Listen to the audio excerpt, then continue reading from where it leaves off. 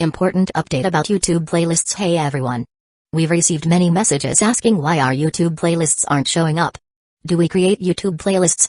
Yes, we absolutely do. So why can't you see them? Honestly, we're not sure. We've been in contact with YouTube support for several months now, but we still haven't received a clear answer or solution. After much discussion, our team has decided to take matters into our own hands. We believe the issue might be related to the number of playlists we've created on a single channel, possibly too many. Our solution? We're launching 2 additional YouTube channels, giving us a total of 3. This way, we can organize our audiobooks better and avoid the playlist visibility issue in the future. This change only affects our YouTube audience. If you're a patron supporter, you can still access all our audiobooks by visiting the collection menu on Patreon. Thanks so much for your time and continued support. Happy listening. Chapter 1. The Woodcutter Boy on the Island. Sea Circle Calendar Year 1499 Paradise, the first half of the Grand Line. Maple Leaf Island. This island got its name due to its resemblance to a maple leaf and its abundance of trees with red leaves that grow across the island. The people of Maple Leaf Island were simple and honest folk, with nearly half of them working professionally as lumberjacks or as gardeners who cultivated the red leaf trees. Thanks to the climate, these special red leaf trees grew particularly well here. Once they reached a certain age, the wood from these trees became excellent shipbuilding material, and so most of the island's residents made their living from it. In a grove of red leaf trees near the coast, a black-haired boy was swinging an axe with all his might, relentlessly hacking away at the thick trunk of a tree before him. However, whether due to poor technique or because the axe itself seemed to be working against him, the boy couldn't strike the same spot twice with any consistency. For someone born and raised on Maple Leaf Island, it was acceptable not to know how to drink or brag, or even to lack martial skill. But not knowing how to chop wood properly? That was unforgivable. Had there been anyone else around, Wood's current display of axe work would have made him the laughingstock of the island. Worse even than the untrained local children. Wood was already 15 years old, which by this world's standards made him an adult. And yet his woodcutting skills were inferior even to some of the smaller kids. But he couldn't be blamed for that. Because Wood wasn't originally from this world. Or rather, while this body truly was that of Maple Leaf Island's native wood, the soul inside it had already changed. Ding. Task complete, 1,000 axe swings, 5 red leaf trees felled. Rating, below average. Congratulations, you have earned 1 chance to use the life simulator. That's right. Wood was a transmigrator, and like many transmigrators, he had a cheat, a system. His was none other than the life simulator. Once a popular minigame back in his previous world. The reason Wood had been throwing himself so desperately into chopping trees wasn't because he was hoping to get rich. He wasn't some poor fool being chased by bears every day like Bald Kayang from that cartoon. The real reason he was doing this was because the system had issued him a mission. Task name, the Woodcutter of Maple Leaf Island. Task requirements, use the designated axe to strike red leaf trees 1,000 times. The more trees felled, the higher the rating. Completion standard, at least a medium evaluation. No time limit. Task reward, 1 chance to activate the life simulator. Seeing the completion message, Wood finally put down the axe and let out a long sigh. His still young hands were already worn out from gripping the axe for so long, and several painful blisters had formed. The system insisted this was an easy task meant for beginners, but Wood completely disagreed. He'd been chopping trees in this forest for days on end. No, for months. From not even knowing how to hold an axe at the beginning, to now completing the task. It had taken Wood over 3 months of cutting red leaf trees. When he first started, his physical strength was so low that he couldn't even manage 1,000 full swings in a day. It took more than a month just to reach that standard. For the remaining 2 months, although he managed to hit 1,000 swings daily, he either barely felled 1 tree or sometimes none at all. If he didn't turn at least a medium rating, the task wouldn't complete. So Wood could do nothing but mindlessly repeat the same tree chopping every day. Thanks to the special nature of this world. Or perhaps because the people here naturally had better physiques and recovery rates. Even though Wood was exhausted each day, he was always full of energy again by the next morning. And because the task had no time limit, this so-called easy mission might as well have been a death sentence had it not been the case. Wood had been in this world for over a year already, but the system only activated 6 months ago. At first, Wood had no idea what kind of world he'd ended up in. The people of Maple Leaf Island were honest and the island itself had no powerful figures, so he initially assumed he had arrived in a peaceful, ordinary world. Though its technology was clearly behind the world he came from, the clean air and natural way of life were incredibly relaxing. And just when Wood began to think he could get by with a bit of knowledge from his past life, living modestly and peacefully until the end of his days, A piece of news shook his plans to the core. "Do you want my treasure? If you want it, you can have it. Go find it. I left everything in that place." This was the headline on a newspaper delivered by a news COO. The cover featured a man with black hair, kneeling on a public execution platform with a calm and composed face. The article was so long, it took up more than half the page. See Circle Calendar Year 1498. Gul D. Roger, the Pirate King, was executed. But his final words stirred the entire sea, luring countless people to chase after his treasure. Thus began the so-called Great Pirate Era. It was only after reading that report that Wood finally, belatedly, realized what kind of world he had actually transmigrated into. This wasn't a peaceful world at all. The only reason it had seemed calm was because his birthplace was so remote and weak. Roger's fall marked the dawn of the Great Pirate Era. And within just a few months, the tides of this new era had already reached Maple Leaf Island. Why? Because with the rise of piracy, everyone now wanted to go to sea. Which meant ships. And to build ships, you needed not only skilled shipwrights, but also high-quality wood. Unfortunately, red leaf wood from Maple Leaf Island was one of the best materials available. So as the air surged forward, wave after wave of pirates descended upon the island. The peaceful islanders, unused to such violence, stood no chance. 3 separate pirate crews raided the island in a single month. The finest lumber from most households was looted completely. Wood's family, ironically, was spared. Because he didn't know the first thing about cutting trees and hadn't stored any valuable lumber. The pirates didn't stop at stealing. They would kill at the slightest provocation. Wood had witnessed a young girl nearly killed before his eyes. Unable to bear it, he had mustered his courage and sneak attacked a pirate thug from behind. That was the moment his system had finally activated. Chapter 2, First Life Simulation. Back when he used to watch One Piece, all Wood saw as a bystander were the passionate battles and touching bonds of friendship. But only after experiencing it himself did Wood truly understand how vicious the so-called pirates really were. Pirates like Luffy and his crew were incredibly rare on this vast sea. In fact, it wouldn't even be wrong to say that the Straw Hats were more like adventurers than pirates. It was undeniable that among pirates there were exceptions like Whitebeard and Shanks. People who protected others and held territories peacefully. But the majority of pirates sailed for profit and fame.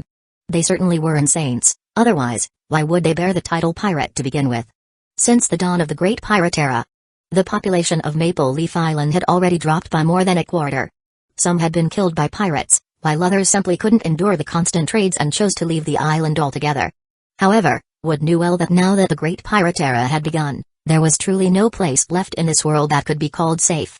Even if someone left Maple Leaf Island, who could guarantee they wouldn't run into pirates elsewhere on the sea? The vast ocean was full of hope. But it was also filled with danger. For those with no experience, going to sea was almost a guaranteed death sentence. Aside from the threat of pirates, there were too many unpredictable dangers. Tsunamis, sea kings, and more. To live in this world and find real safety, the only reliable path was to grow stronger. Wood was now 15 years old and already stood at 180 centimeters tall. Judging from his build, he might even keep growing for another couple of years. At first, he had felt pretty smug. After all, that height combined with his above-average looks made him feel like he had maxed out his reincarnation stats. Who wouldn't be happy being reborn as a tall, handsome guy? But once Wood realized that he was actually in the world of One Piece, his self-satisfaction vanished. In this world, 180 centimeters didn't even qualify as tall. In the world of pirates, the average height was absurd. Many were comically overdeveloped, and that was without even counting giant races. Even among regular humans, the 3 marine admirals all stood around 3 meters tall. And take the fan-favorite pirate empress, Boa Hancock. She was 191 centimeters. By comparison, Wood at 180 centimeters was, well, not exactly a dwarf, but definitely not tall. But back to the main point. What mattered now was everything Wood had been through on the island. His top priority was to become stronger. After completing the previous task, Wood had earned his first chance to use the life simulator. He didn't need the system to explain how it worked. He'd played plenty of those in his past life. So after putting down his axe, Wood slumped to the ground and activated the life simulator for the first time. Age 15, after repeated pirate attacks on the Maple Leaf Island, your anger and frustration pushed you to begin intense physical training, determined to grow stronger. Age 16, the Marines realized Maple Leaf Island held strategic value and sent a warship. But by then, you had just left the island and missed them entirely. Age 17, with 2 years of sailing experience, you gained basic navigational skills and even wiped out a small pirate crew. Age 18, hot-blooded and impulsive, You pursued a notorious pirate group and accidentally entered the Combelt. Age 19, trapped in the Combelt, you managed to hold out for a while, but with no food and no way to escape, you and your ship were swallowed by the sea. You have died. Simulation ended. Compared to the simulations he used to play, where a single run could reach hundreds of years and even end in ascension, Wood was speechless at how short this one had been. What could he say? Unexpected, yet completely reasonable. This sea was filled with dangers, and unlike Monkey D. Luffy, he didn't have family connections across the world or a protagonist's plot armor. The moment he decided to set sail, he had already embraced a higher risk of death. Honestly, for someone like him, a complete newbie, to go to sea alone, survive for years, and even take down some pirates was already more than he expected. Simulation ended. You may choose one of the following rewards: the results of your physical training before leaving Maple Leaf Island, several years of navigational knowledge from your time at sea, the valuables stored on the ship you died on, a randomly selected combat skill acquired during pirate battles. Looking at the 4 options that popped up, Wood hesitated briefly before selecting the 4th. The first reward looked good on paper, but with a bit of hard work, he could achieve similar physical results within a year. As for the second and third options, navigational knowledge and treasure, those were useful, but not urgent. Based on how the simulation ended, Wood had already decided he wouldn't set sail again until he had the strength to back it up. Going to sea too early was simply suicide. The 4th option was a gamble. If he picked the first reward, he could immediately skip a year of physical training. But the 4th one? There was no way to predict what kind of skill he'd get. It might be amazing, or it might be trash. Still, after weighing the pros and cons, Wood ultimately chose the 4th reward. His reasoning was simple: he could always train physically later, but real combat experience and skills were far more valuable. As the saying goes, no amount of book learning could compare to the lessons learned on the battlefield. In the simulation, the 18-year-old Wood had already taken down an unnamed small pirate crew. That meant he had reached a certain level of strength. Even if all he got was one of the combat techniques from back then, it would still be more valuable than blindly training alone on the island. Ding! Congratulations, you have obtained Swordsmanship Insight, Basic. As the reward flashed across the system interface, Wood had just begun to smile, only for a torrent of memories to flood directly into his brain.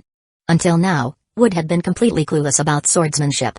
But suddenly, if you put a blade in his hand, he felt like he could wield it as naturally as his own limbs. The version of Wood from the simulation, before his death at sea, had already mastered iron-cutting level swordsmanship based on the breath of all things. And now, all of it had become his. Iron-cutting and air slash were the 2 hallmarks of a true swordsman. While the simulated Wood hadn't quite reached the level of launching slashes through the air, it was clear that he had already stepped onto the path of becoming a swordmaster. Chapter 3, Wood's Growth and the Island Girl. Over the course of a year, life on Maple Leaf Island still hadn't returned to its former tranquility. With the arrival of the Great Pirate Era, more and more people began heading toward the Grand Line. Now, the island's original population had dwindled by more than half. The pirates' repeated landings forced most residents to relocate to nearby islands. During this time, Wood's system had gone completely silent, as if it had crashed. Apart from issuing tasks, it didn't respond at all. If it hadn't issued that second mission, Wood would have seriously suspected that his cheat had permanently shut down. After the previous life simulation, Wood had gained swordsmanship and insights approaching the level of a swordmaster. However, despite possessing both technique and mindset, and even the foundation for iron-cutting level swordsmanship, Wood still couldn't actually cut iron in practice. The root of the problem was his physical condition. Although he now had solid swordsmanship skills, his body was still far too weak. After swinging an axe day and night for 3 months, his strength had improved considerably, but only to a level slightly above that of an ordinary person. So during the past year, aside from digesting the swordsmanship insights in his mind, Wood spent most of his time hardening his body through ruthless physical training. A year ago, he had still looked like a rather skinny young man. But now, his skin had taken on a healthy tan, and his bare torso made it clear. He was no longer the same person. His bronze skin shimmered under the sunlight, and the streamlined muscles on his body looked ready to explode with power. His height had also shot up from 180 centimeters to about 190 centimeters. Over this period, Wood had also tried to emulate the world government's Cypher Pol agent organizations, attempting to train his body to a superhuman level so he could learn the so-called 6 powers of the Marines. But reality hit hard. Even though his long-term training had significantly improved his physique, and he understood the theoretical principles of Marine 6 styles, he just couldn't grasp the actual techniques. Wood saw 2 possible reasons for this. First, his physical condition still wasn't at the required level to perform the 6 powers. Second, The 6 powers likely required special training methods.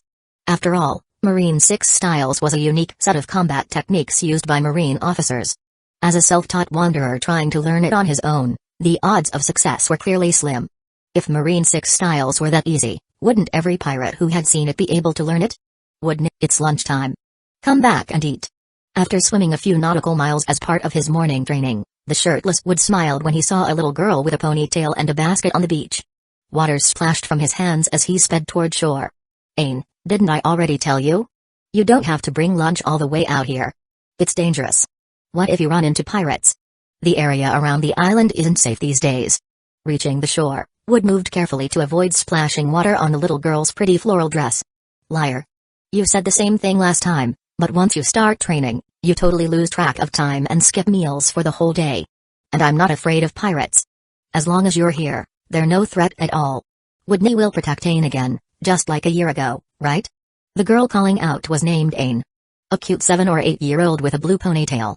She was also a resident of Maple Leaf Island. A year ago, Wood had saved her from a pirate goon, which had triggered the system's activation. Since I know you're always training like a madman, Mama made lots of meat dishes just for you. And this fruit. I picked it myself in the forest today. It's really sweet. When the pirates had previously landed, Ain's father had died protecting her. Now, she lived alone with her mother. As for Wood, he fit the classic transmigrator profile. An orphan with no family. In gratitude for saving her daughter, Ain's mother, Stia, had taken him in. Living together, plus the bond from saving Ain, quickly made Wood feel like part of the family. After her father was killed by pirates, Ain understandably hated pirates the most. But at the same time, she felt lucky. Because after losing her father, she gained a strong and caring older brother. After gaining iron-cutting level swordsmanship from the simulation, Wood didn't rush to show off. He trained in secret instead. After all, this sea was full of monsters, and his current strength wasn't much. In his first life simulation, he died young because he hadn't stayed low-key enough. This time, Wood made up his mind. Until he was strong enough to move freely in the first half of the Grand Line, he wouldn't stick his neck out. But as always, reality had other plans. Over 6 months ago, a group of pirates landed on the island again. They ransacked everything and even set their sights on the beautiful Stia and Ain, planning to sell them into slavery. Watching his makeshift family about to be taken away, Wood couldn't just stand by. He stepped in and effortlessly cut down several pirates. Unfortunately, one of them happened to be a high-ranking officer with decent strength. Before Wood could finish him off, the man escaped too far. After killing one of their officers, how could the pirate captain sit still? If he didn't take action, he'd lose all authority. So the pirate captain came after Wood. And after a fierce battle, he too died. A pirate captain with an 8 million Bailey bounty. Taken down by a kid who didn't even look old enough to shave. The remaining pirates, seeing Wood's cold and savage expression despite his youth, were terrified. They scattered in panic. None even dared collect their captain's body. From that day on, the people of Maple Leaf Island realized that Wood was no longer the boy they once knew. If they hadn't watched him grow up with their own eyes, they never would have believed that this young man who had slain a bounty pirate was the same Wood they once knew. Chapter 4, The Island's Young Guardian. After slaying the first group of pirates to land on the island, Wood's name quickly spread across Maple Leaf Island, and he became known as its protector. Of course, calling him a protector was putting it nicely. In truth, he was just the island's head of security. Unpaid at that. If he had a choice, Wood truly didn't want to become famous. This was the great pirate era, after all. Pirates desperate for notoriety would do anything to make a name for themselves. Slaughtering entire islands? That was practically standard procedure. After all, a pirate's bounty didn't necessarily reflect their strength. As long as the crimes were heinous enough, they could still earn a high bounty. And in the pirate world, a bounty from the Marines basically equated to popularity. There were many ways to become famous. Aside from committing atrocities, defeating locally known strongmen was also an incredibly fast way to rise in reputation. So if he could help it, Wood really didn't want the spotlight. Fame only invited more trouble. What if someone truly dangerous came after him one day? Now that his strength had been exposed, anytime pirates landed on the island, the townsfolk would definitely turn to him for help. Even if they didn't, any pirate hearing about a local threat like Wood would no doubt make him a priority target. Realizing the implications and potential danger, Wood didn't hesitate. He immediately began packing his things, intending to take Stia and Ain with him to seek refuge on another island. Back when he first transmigrated, venturing out to sea was basically a death sentence. But now, With his iron-cutting swordsmanship and half a year of rigorous training, Wood was confident he could get them to safety. As long as he didn't do anything reckless. Ding. New mission detected. Mission title, Guardian of Maple Leaf Island. Objective, over the course of 1 year, repel or eliminate the pirates landing on Maple Leaf Island. Note, the host is forbidden from leaving the island by any means until the mission is complete. Failure to comply will result in permanent loss of system privileges. Reward, 1 life simulation attempt. This mission wasn't technically mandatory, but it might as well have been. The system was his golden finger as a transmigrator. Fleeing would mean losing the cheat. And without a cheat, what kind of protagonist was he? Just another salted fish. Wood didn't see himself as exceptionally gifted. Readers wanted power fantasy, not realism. Without a broken power boost, how was he supposed to kick the 4 emperors and punch the Gorosei? Other transmigrators at age 15 were either soloing marine admirals or using 4 emperors' heads as chamber pots. Meanwhile, he was still chopping trees in a starter village. He was clearly losing the race before it even started. So after some internal struggle, Wood chose to stay on Maple Leaf Island and accept his role as its defender. Now, with the 1-year deadline nearly up, Wood had reaped his share of benefits. First, due to his close relationship with Aine and her mother, the islanders began treating both of them with great respect. Most of the time, Stia didn't even need to pay when shopping in town. Everyone knew she had taken Wood in. It wasn't long ago that, following the death of Aine's father at the hands of pirates, she and her mother had struggled to survive on their own. Now, they were almost revered. Second, and more importantly, Wood had accumulated a wealth of real combat experience from fighting off pirate raids throughout the year. As they say, there's no substitute for live combat. The improvement he gained from fighting was far greater than what he got from his first half-year of isolated training. Facing blades and death daily was nothing like swinging a sword at thin air. Unlike lifeless dummies, humans fought back. In desperate moments, they struck with everything they had. At first, even against weaker enemies, Wood often ended up wounded. But over time, he began to grasp the flow of battle. His instincts sharpened, and his judgment improved. Eventually, he could defeat pirates of equal strength without taking a scratch. Through continuous fighting, Wood began using the sword techniques the system had carved into his mind. Through repetition, his body memorized the sensations, and the once borrowed skills became fully his. Stia Andy's cooking has gotten even better. This beats anything the tavern serves.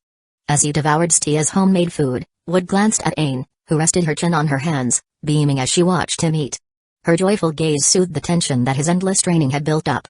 But just as he was enjoying a rare moment of peace, a pirate ship flying a skull flag appeared on the horizon, slowly sailing toward the port.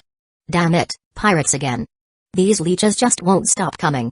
The islanders had seen enough of pirate ships by now to know the drill. As soon as Aine and Wood spotted the incoming ship, warning bells rang out through the town. Aine, get back home, quick. Stia Andy's probably worried sick. Wood hurriedly finished off the rest of the food in the basket, threw on his shirt, grabbed the long sword stuck in the ground nearby, and after a few light steps, raced off toward the port. At the island's harbor, a medium-sized sailboat had already docked, its crew lowering the anchor. Captain, this is Maple Leaf Island. They say the redwood trees here are some of the best shipbuilding materials around. Ever since we entered the Grand Line, the weather's been crazy. We really need a sturdier ship. That should be our top priority now. Beside the speaker stood a towering brute with a mohawk, armored arms, and a vicious glint in his eyes. Emerging from the cabin, he glanced toward the island's redwood forest and barked out orders to the crew. Grab all the ready-cut timber you can find. If that's not enough, force the locals into the forest to chop more. And someone find the village chief. If he doesn't want a massacre, he better prepare food and booze for the boys. Oh, and round up some young ladies. The lads have been sailing for a month. Right now, even Asa would look like a goddess to me. Chapter 5, Iron Arm? I only know Astro Boy docked at Maple Leaf Island's port. The pirate ship flew a black flag emblazoned with a classic skull. And 2 skeletal arms wrapped in metallic gauntlets. It belonged to the Iron Arm pirates. Their captain, Cook, also known as Iron Arm Cook, hailed from the South Blue, strongest of the 4 seas, and carried a bounty of 20 million Baileys. Don't underestimate that number. The Great Pirate Era had only just begun, and most who took to the seas were still green rookies. And this was just the first half of the Grand Line. By local standards, Iron Arm Cook was already a top-tier pirate. Keep in mind, before entering the Grand Line, even the weakest sea, East Blue, had pirates averaging only 3 million in bounty. That's roughly the strength of 30,000 choppers. So with 20 million to his name, Cook would still be considered a standout rookie even in the infamous South Blue. The moment their captain promised booze, food, and women before they even landed, the Iron Arm pirates erupted into cheers. Why did so many rush headlong into the seas after Roger's declaration? Aside from the legend he left behind, wasn't it mostly for wealth and fame? Landing on an island and effortlessly plundering riches while indulging every dark desire. This kind of life was heaven for idle scoundrels and thugs alike. Of course, to enjoy such freedom and luxury, one needed a prerequisite: to belong to a powerful pirate crew led by a captain strong enough to back them up. And in the eyes of most Iron Arm pirates, Cook was exactly that kind of leader.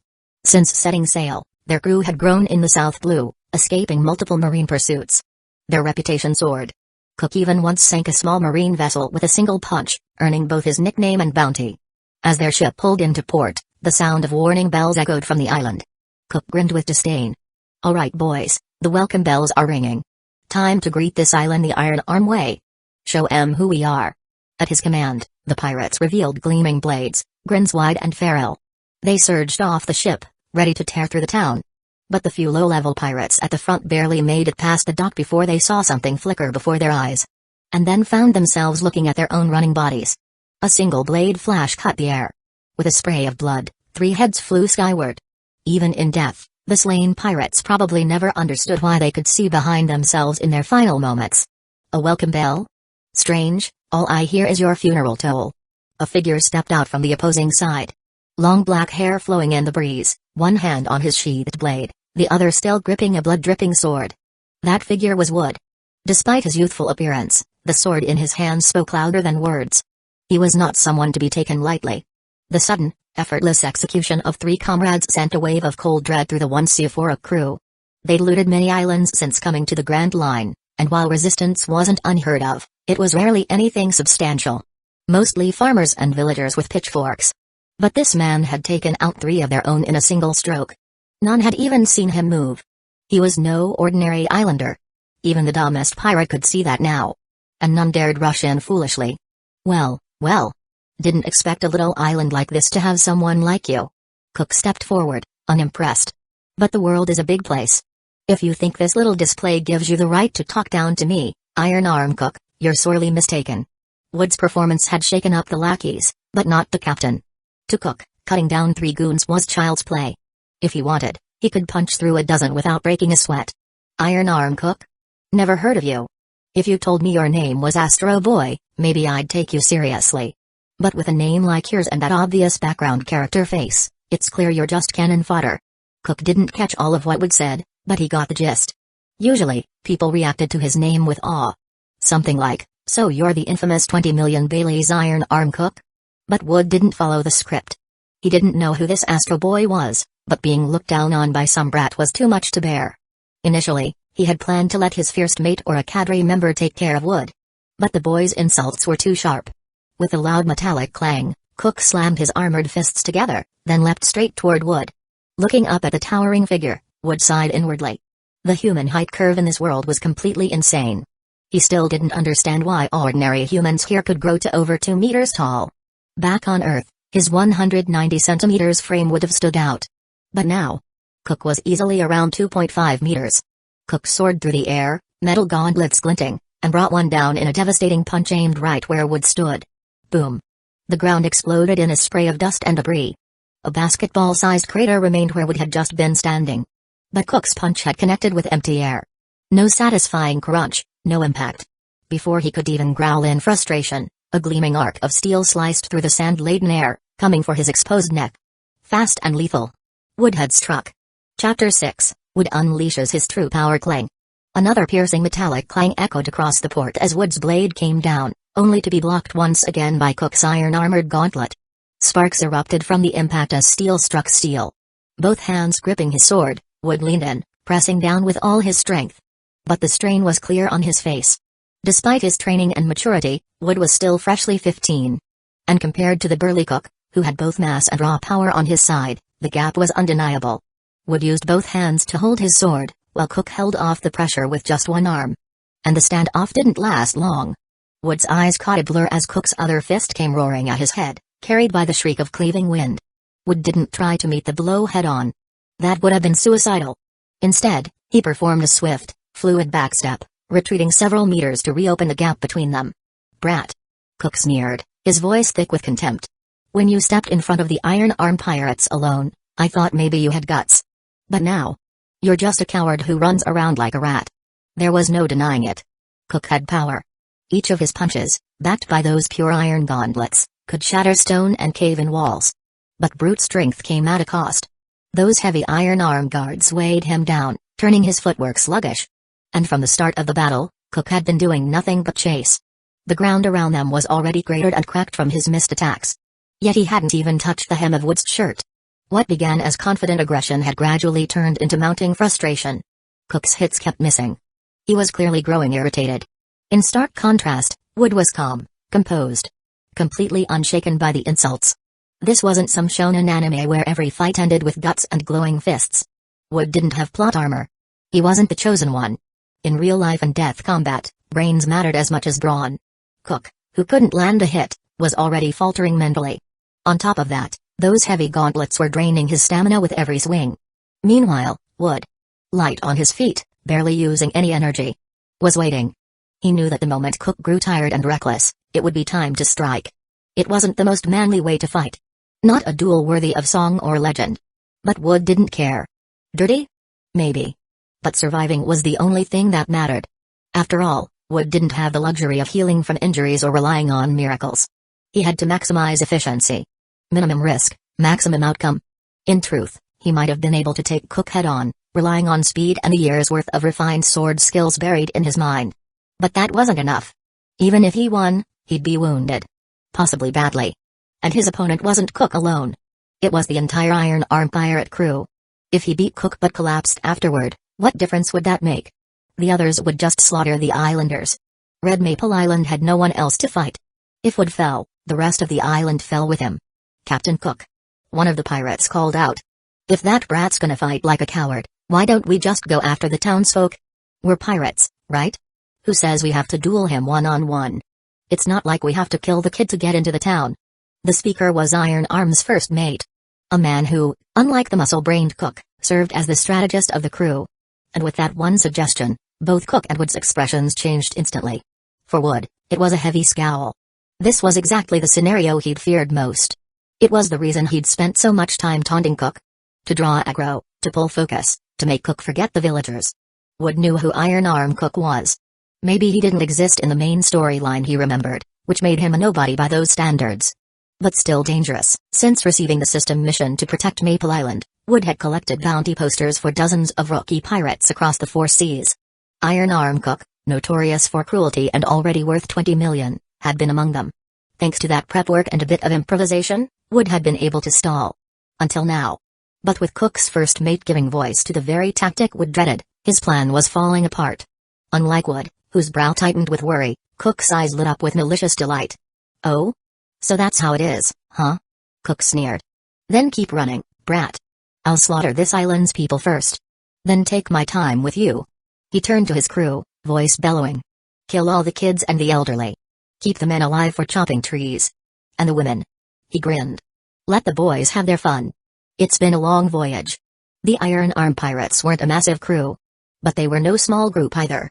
Nearly 100 strong, they surged forward on Cook's command, weapons drawn, laughter cruel and eager. Wood didn't hesitate. He abandoned the duel and flashed into their path like a black streak. One sword style. Iai jutsu. Falling petals. A sharp flash of light tore through the air. By the time Wood had resheathed his blade, nearly 10 pirates in front of him stood frozen. Bodies marked with thin, crisscrossing lines. A heartbeat later, their wounds exploded open. Blood burst from them like cherry blossoms in bloom, a hauntingly beautiful, deadly display. The pirates, stunned, stared in disbelief. They had assumed, based on Wood's evasiveness earlier, that he was all speed and no teeth. A quick-footed coward. But now it was clear. He hadn't been weak. He had been holding back the entire time. Chapter 7, a Navy warship enters Red Maple Island's waters just after Wood had taken down nearly 10 members of the Iron Arm pirates, blade returning to its sheath. He was struck by a sudden alarm bell ringing in his mind. And sure enough, Cook's massive fist came tearing through the air a moment later. Unlike before, this time Cook hadn't been charging around. From the start, he'd stood back, waiting patiently for Wood to act. So the moment Wood struck down his crew, Cook, who had been poised like a spring, pounced. Boom. This time, Wood couldn't dodge. He had no choice but to block it head-on. His roughly made lacquered wooden sheath exploded into splinters as it met the crushing blow of Cook's armored fist. Despite managing to block the punch, the sheer impact forced Wood backward, his feet scraping across the ground for several meters before he could stabilize. He took a quick moment to gauge the numbness in his arms, and couldn't help feeling a wave of relief. Not clashing head-to-head with Cook earlier had absolutely been the right decision.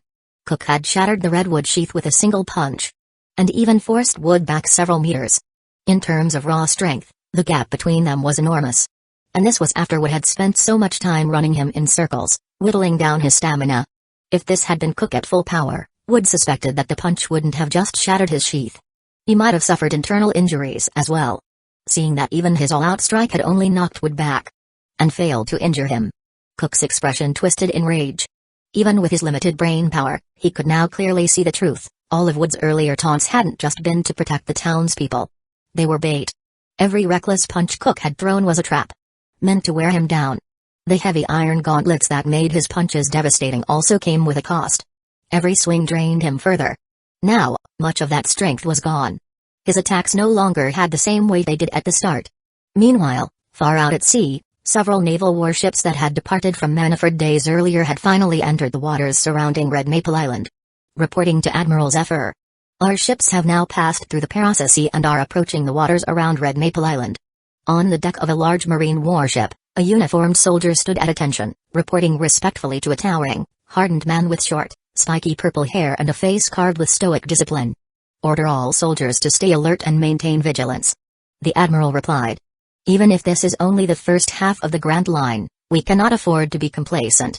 His voice was deep, steady, and laced with a soldier's edge. Damn Roger, he muttered. Even in death, he's left the Navy with a disaster. Because of that one sentence before his execution, pirates are suddenly flooding the seas like rats. And the ships behind us. They're full of promising recruits. Have the colonels aboard the main vessel keep a close watch on them. The soldier saluted sharply and left in silence, back held rigid with respect. Before stepping away, the young man snuck one last glance at the Admiral. Eyes full of admiration and barely contained excitement.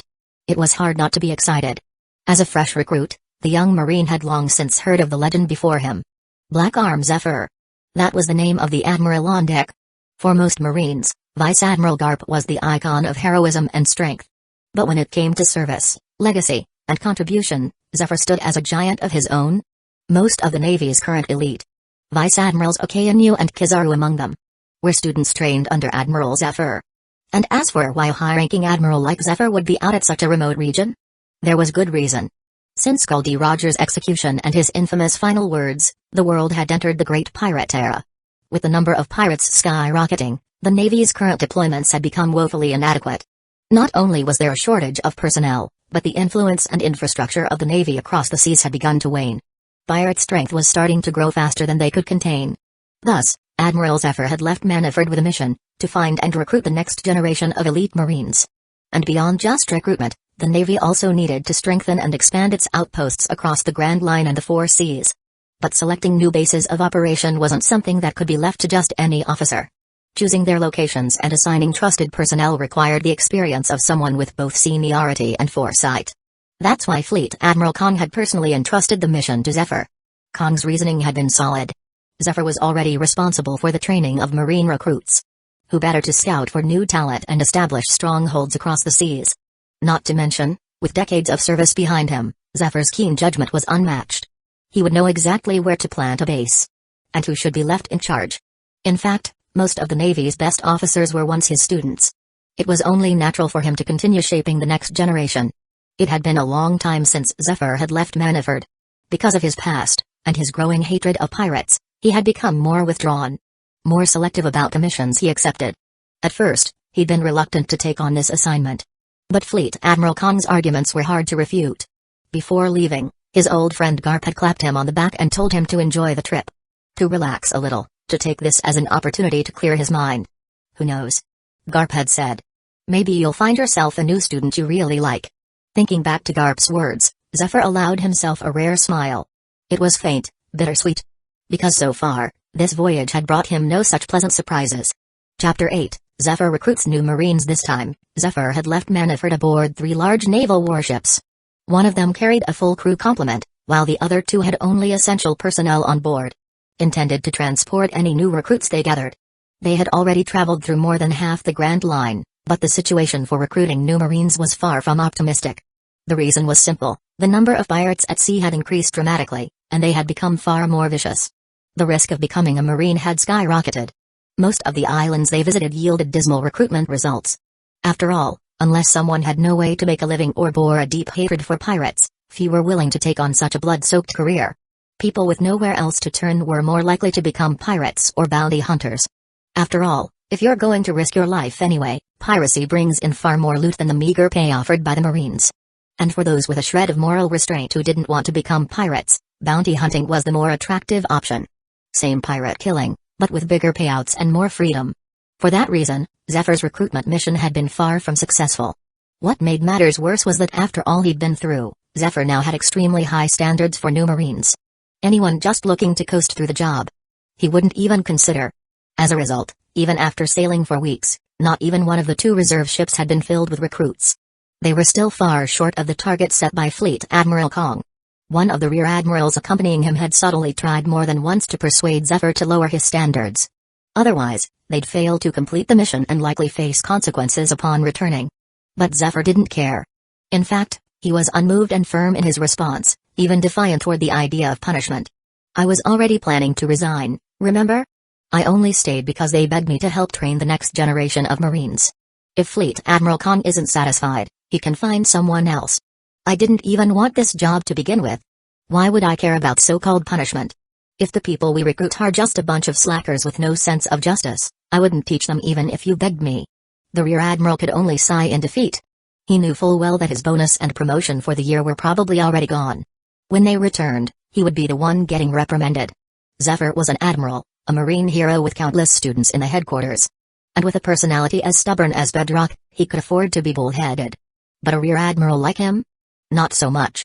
Just as the Rear Admiral was preparing to plead his case again, a Marine rushed up onto the deck in a hurry. Reporting, Admiral Zephyr. Rear Admiral Kataru. A pirate ship has been sighted at Red Maple Island's harbor. Judging by the flag, the vessel appears to belong to a rookie crew from the South Blue. The Iron Arm Pirates. Their captain is Iron Arm Cook, a pirate listed on Marine Headquarters' wanted list with a bounty of 20 million baileys. Zephyr and Rear Admiral Kataru were visibly surprised. They had already been sailing the first half of the Grand Line for days after passing through the Gate of Justice, but until now, they hadn't encountered a single pirate crew. That wasn't because there were fewer pirates in this part of the sea. On the contrary, most of them simply fled the moment they saw 3 massive Marine warships approaching. Large Navy vessels from headquarters weren't something just anyone could command. Local Marine branches might have medium-sized ships at best, and large warships usually signaled the presence of at least a Rear Admiral. In this part of the Grand Line, most of the active pirates were still rookies. Faced with such overwhelming force, only a fool would choose to stay. And since Zephyr's mission was to recruit new soldiers, he didn't go out of his way to pursue fleeing pirates. At most, they'd fire a few warning shots. If a pirate ship got hit, that was just bad luck. Otherwise, they let them go. Iron Arm Pirates? Zephyr muttered. Never heard of them. But a 20 million bounty. For the first half of the Grand Line, that's not nothing. Tell the crew to prepare for battle. Don't let a single one of those scumbags escape. Red Maple Island is one of our designated candidate locations for a new Navy base. And the redwood there is a valuable strategic resource. Protecting the residents is top priority. Zephyr didn't remember a nobody like Iron Arm Cook. And neither did Kataru. Even bounties over 100 million wouldn't stick in Zephyr's mind unless the pirate had done something truly outrageous. But it didn't matter whether the Iron Arm pirates were infamous or not. A pirate was a pirate. And to civilians, that alone was already a nightmare. A moment later, another Marine handed over Cook's dossier. Just received from headquarters.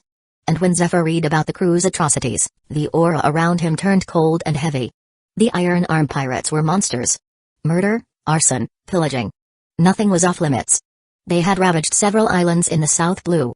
What infuriated Zephyr most was that they didn't even spare children. Their cruelty had clearly triggered some dark memories within him. His face grew savage and stormy. Admiral Zephyr, we must prioritize the elimination of these pirates. Please give the order immediately. Kataru urged. Even he was shocked by the intensity Zephyr radiated. As a teacher, Zephyr was known for being stern but fair. But this was the first time Kadaru had seen him this angry. "Leave a detachment behind to guard the recruits on the ship," Zephyr ordered. "Another group should go burn the pirate vessel in the harbor. The rest of you, follow me onto the island and enact justice. I want my orders relayed to every ship within 1 minute. Every second you waste could mean another innocent person murdered by those damned pirates." With that, Zephyr didn't wait. Before Kadaru could even respond, Zephyr launched himself off the deck with moonwalk, streaking toward Red Maple Island alone. Chapter 9, The Forbidden Power of the Sea. Seeing Zephyr suddenly leave them behind and charge straight toward Red Maple Island, Rear Admiral Kadaru was dumbfounded. The ships hadn't even docked yet, and their highest-ranking officer had already run off alone. What kind of behavior was that? Their opponent was just some no-name pirate crew. Was it really necessary for a Marine Headquarters Admiral to take the field personally? Move the ship toward Red Maple Island's port immediately, and relay Admiral Zephyr's orders to the other vessels, Kadaru commanded. Watching Zephyr's silhouette vanish into the distance, Kadaru could only shake his head in frustration. With Zephyr gone, command now fell squarely on him. Aside from Zephyr, Kadaru was the highest-ranking officer on board. A pirate with a 20 million bounty might not mean much to him personally, but they couldn't forget. Over 80% of the people on these ships were untrained civilians. Now that Zephyr had charged ahead alone, if something happened to these new recruits, he'd be the one left holding the bag. Back on Red Maple Island, Wood stood gripping his blood-stained blade, surrounded by the motionless corpses of dozens of Iron Arm pirates. Blood still dripped steadily from the edge of his sword. A rough count put the number of bodies at 2 or 3 dozen. Nearly half the Iron Arm pirate crew. But Wood hadn't come out unscathed. His body was riddled with wounds, some shallow, others deep. His entire left arm hung limp at his side, clearly broken. The bone had obviously snapped clean through. Though injuries like that weren't fatal in the world of pirates and could heal in a few days, they still significantly affected his combat ability in the moment. Switching the sword to his right hand, Wood gave it a sharp flick, sending the blood arcing away so it wouldn't drip down and make the hilt slippery. Facing him just a few meters away was Iron Arm Cook. His face twisted with rage, as if he wanted to tear Wood limb from limb. But Cook didn't look much better. His stamina was drained from prolonged battle, and a deep slash ran across his right eye. The heavy blood loss had already started to take its toll on his strength. But compared to the pain in his eye, the hatred in his heart burned far hotter.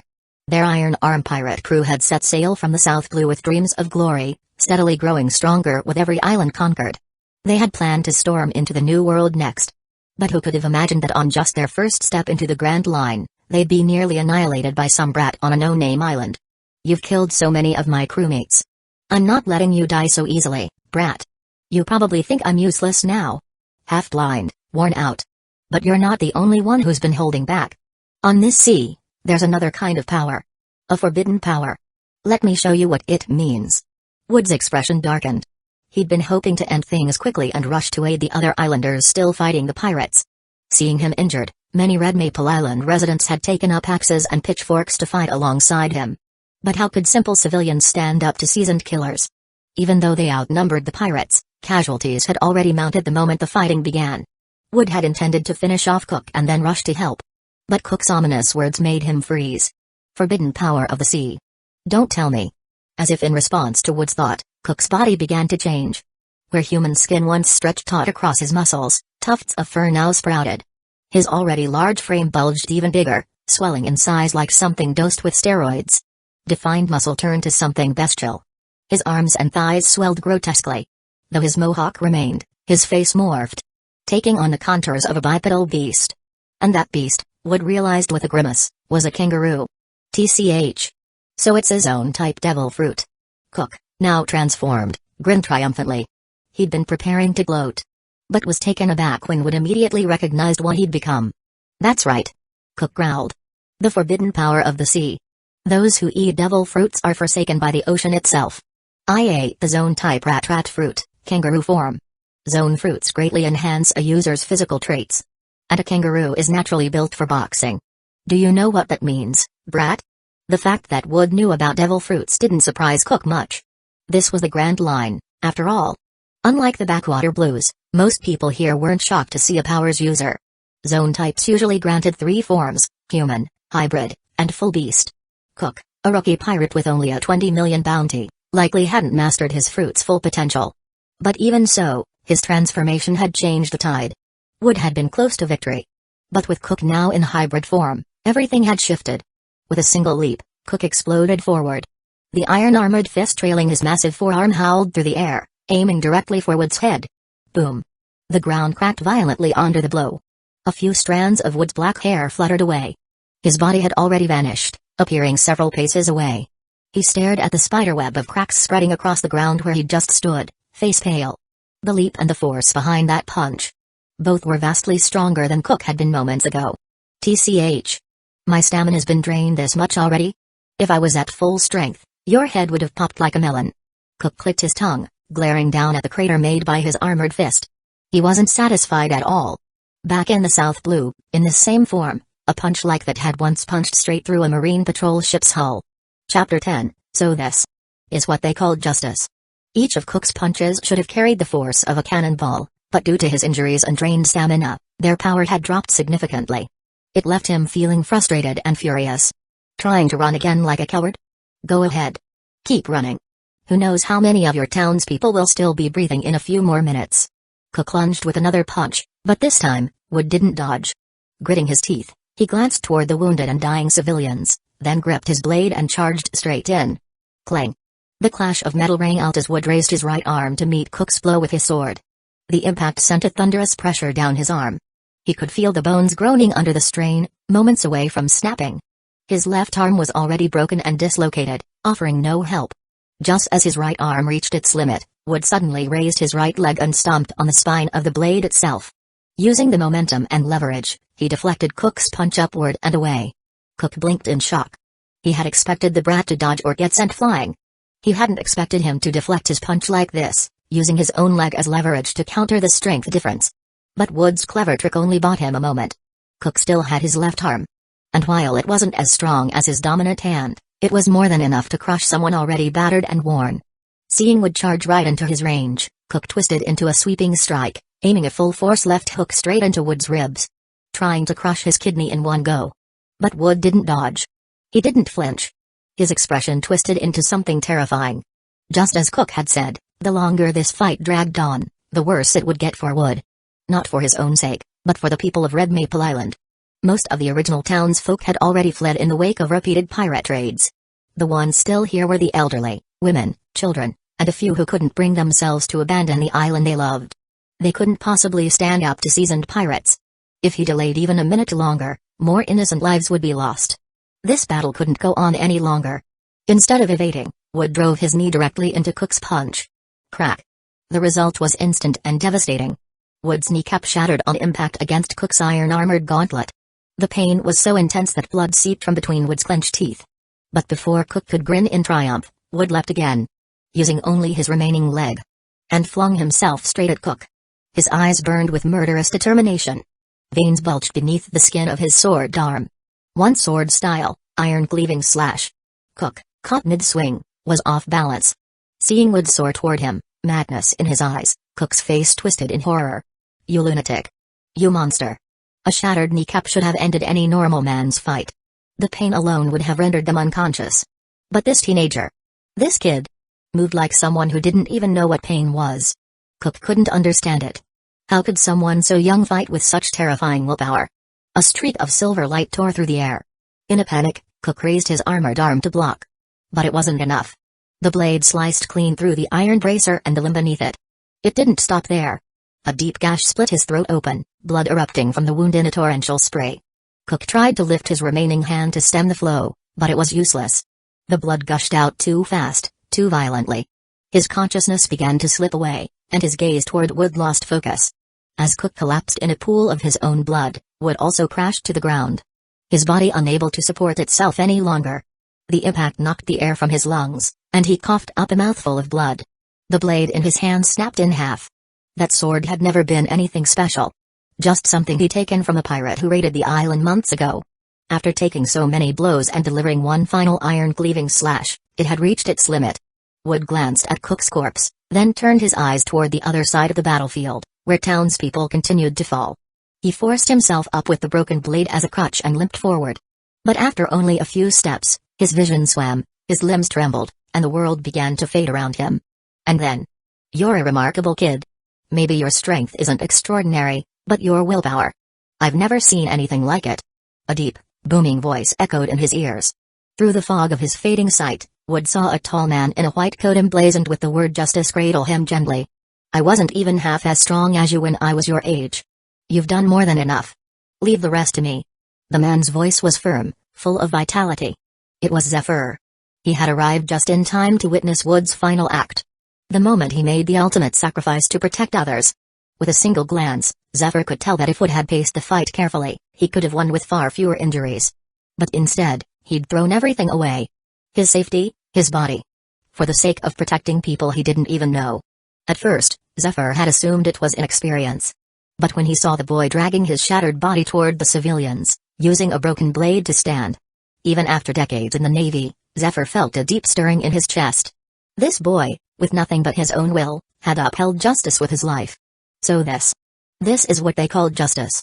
Chapter 11, The boy favored by the Navy. Admiral when Wood opened his eyes, the first thing he saw was the familiar ceiling. As he tried to sit up, pain erupted from the entire left side of his body, stopping him in his tracks. The room was still his. The bed he lay in was the same one he'd always used. But now, both his left arm and left leg were wrapped in thick layers of bandages, so tightly that they resembled giant white radishes. Sensing movement, Ain, who had been dozing at his bedside, suddenly woke up. When she saw that Wood had opened his eyes, her face lit up with joy. Thank goodness, Wood Oniachan, you're finally awake. You've been sleeping for a whole day and night. Don't try to get up yet. I'll go tell Mom and the others. I'll bring some food too.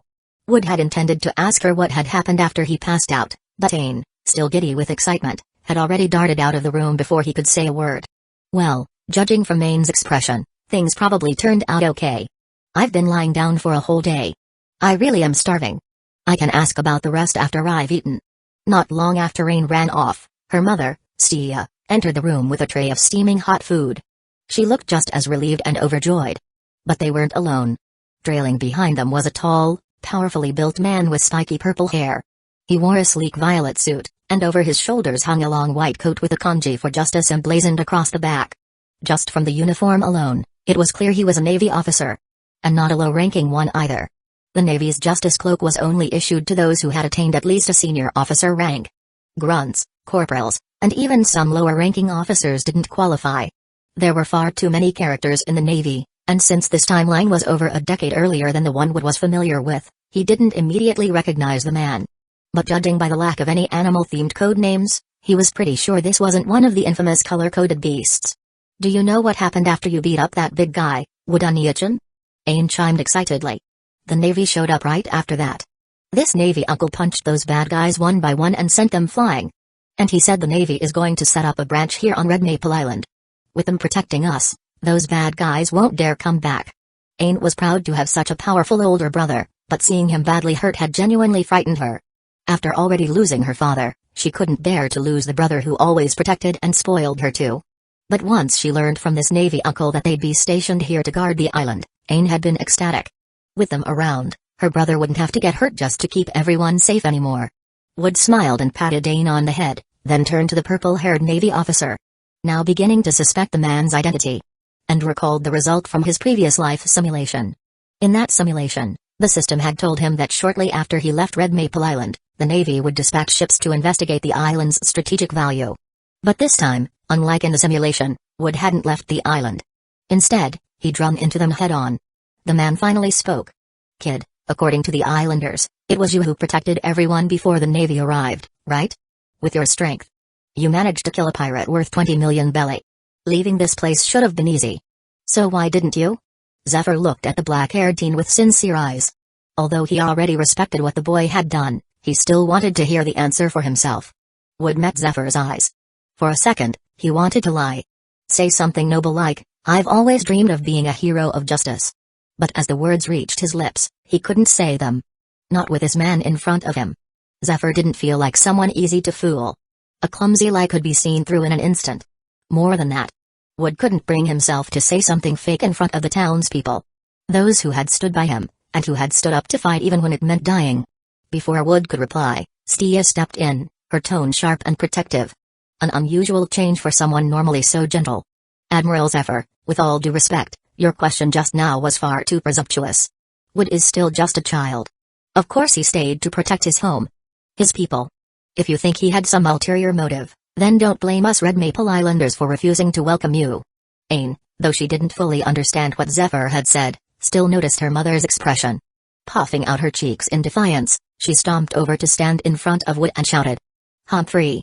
If you bully Wood on the Itchen, Aine and the whole island won't welcome you either. Zephyr blinked. Then, smiling wryly, he raised his hands in surrender. My apologies. You're right. That was thoughtless of me. It's just. This kid is far too exceptional. The determination in his eyes during that final moment. It moved even me.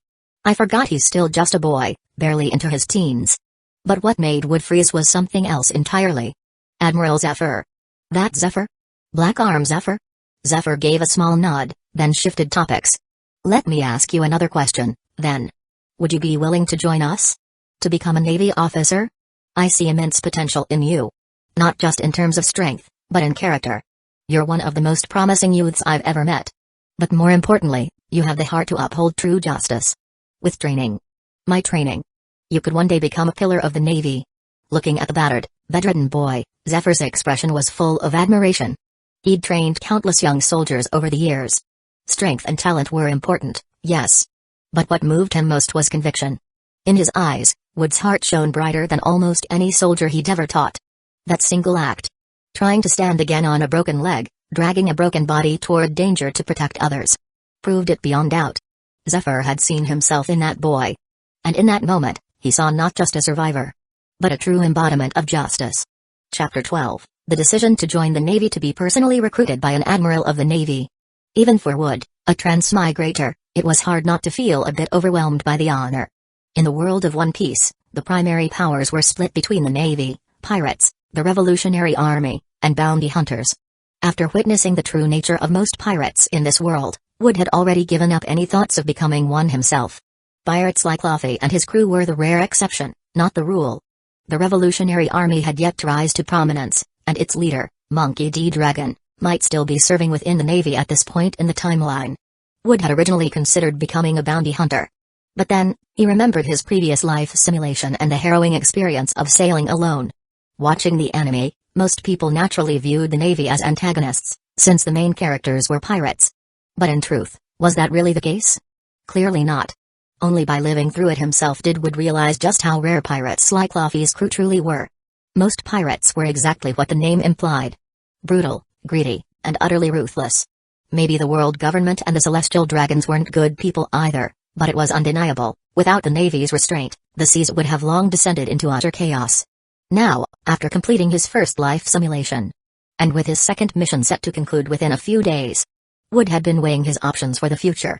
He had narrowed it down to two paths: 1, stay on the island for a few more years, train in secret, and only set sail once his strength was overwhelming.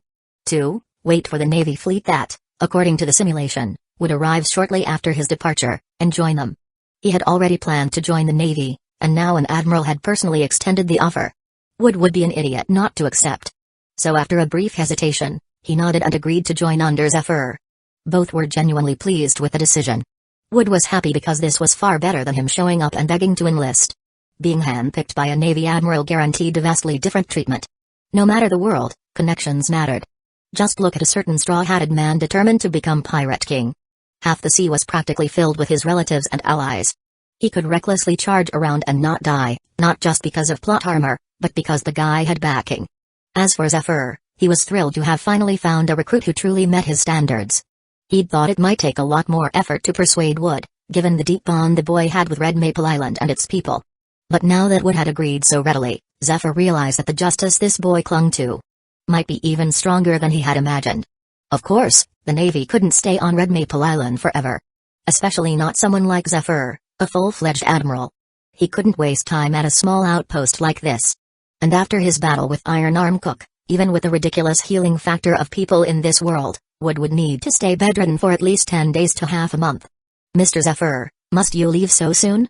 Stia asked with visible worry, watching her bandaged son being hoisted roughly onto the Navy ship. Wood's injuries are so serious. Can he really handle the rocking of a ship? Why not let him recover here, and then send someone back to escort him later? That would also give him time to say goodbye. To her, the ship was filled with rugged men. Not exactly ideal caretakers for an injured teen. She truly wasn't at ease letting him go just yet. "Ma'am, please don't worry," said Vice Admiral Kataru, who was standing nearby. Though his expression twitched at her words, he still answered kindly. "We have one of the Navy's finest medics aboard. Your son will receive the best care possible on our ship." "Send another warship later?" Kataru muttered internally. Does this woman think Navy ships grow on trees? Or that her kid is some kind of prince? Even he, a vice admiral, would struggle to get a ship sent just for himself. Wood wasn't even officially enlisted yet. There was no way he'd get such special treatment. Of course, Kataru didn't say any of that out loud. Because he knew that Zephyr, their top commander, was very fond of this boy from Red Maple Island. Zephyr had even personally instructed them to take special care of him. And so, sometimes having powerful connections really was everything. On a Navy warship, rooms were limited. Only high-ranking officers had private quarters. Most sailors had to cram into shared barracks, often 10 to a room. But because Wood was injured, and because Zephyr deliberately made arrangements, he was given his own room, just like the senior officers. Naturally, this drew attention. As was the case everywhere, people hated special treatment. Unless they were the ones receiving it. And Wood, quite unfortunately, was now widely seen as a privileged insider. To make matters worse, when Kataru and the others had arrived on Red Maple Island, the remaining pirates had already been wiped out by Zephyr. So, of course, everyone assumed that the credit belonged to the admiral, including Kataru himself. Zephyr never corrected that assumption. And why should he? He was the commanding officer. He had no obligation to explain anything. More importantly, he worried that too much praise might inflate the boy's ego. After all, Wood was still a teenager. It would be normal for someone that age to get carried away with too much attention. So Zephyr remained silent. And with the combination of silence and special treatment, the rest of the crew became convinced that Wood was nothing more than a connected upstart. Veteran Marines who had served under Zephyr knew better. They understood what kind of man he was. But the newly recruited sailors, many of whom had just been enlisted from other islands, weren't so understanding. "We're all new recruits. So why are 10 of us squeezed into one room, while that half-crippled kid gets his own?" Back when they were drafting us, Zephyr was so strict and hard to please. So why is this brat being treated like royalty? Their resentment only grew. And so, the boy who had nearly died protecting an entire island was now widely regarded aboard the ship as a spoiled, backdoor-having freeloader.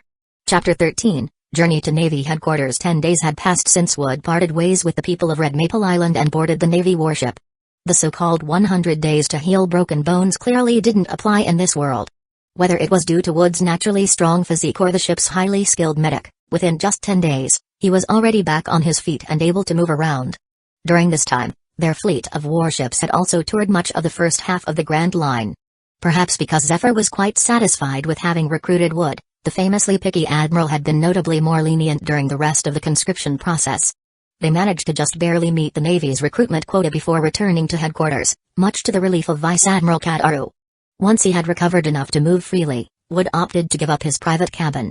He had never wanted special treatment to begin with. However, the past several days of rumors aboard the ship had already caused the other new recruits to develop clear hostility toward him. Wood wasn't particularly bothered by it, nor did he try to explain himself. Thanks to the Navy warship's use of the special route via the Gate of Justice, the return trip didn't take long. Soon, they arrived at Navy headquarters, Maniford. At the enormous harbor, warships maneuvered carefully and docked at their designated positions. Unlike most islands, Maniford was entirely developed. It had become the very heart of the Navy. As Wood and the other new recruits disembarked, their eyes were immediately drawn to the massive building ahead. Thick fortress walls surrounded a multi-level tower. Carved into the wall were the bold characters for Navy along with the iconic symbol, a seagull clutching a balance scale. There were many powerful nations along the Grand Line, but few could rival the scale and strength of Maniford's facilities. And beyond the impressive architecture, it was the sheer number of heavy cannons on the walls and the guards stationed every 10 steps that truly spoke to this fortress's strength. It wasn't for show. Steel, uniforms, and cannons. Symbols that stirred the hearts of men. Many of the new recruits had initially joined just to scrape by. But now, seeing the elite Marines drilling with military precision and the commanding presence of the officers, a sparkle lit in their eyes. For the first time, they began to truly imagine themselves as part of this force. As Zephyr and his group stepped off the ship, another warship docked nearby. From it emerged a tall, well-muscled man in a crisp white Navy uniform, wearing a distinctive dog-headed cap. The moment he spotted Zephyr from afar, he let out a hearty laugh and strode over. This older man looked to be about the same age as Zephyr. Like him, he wore a navy dress suit with a justice cloak draped across his back. A clear sign of someone in the upper ranks. It finally makes sense why the port's so lively today. The man bellowed with a laugh. You're back, old man, and you brought new recruits. Just look at all these cannons, polished and gleaming like they've never seen action. Hell, they even hauled them all out today. He shoved a rice cracker into his mouth and held the bag in one hand while gossiping with the ease of someone long past caring about formalities. I remember Sengoku complaining just last week about budget shortages. And now?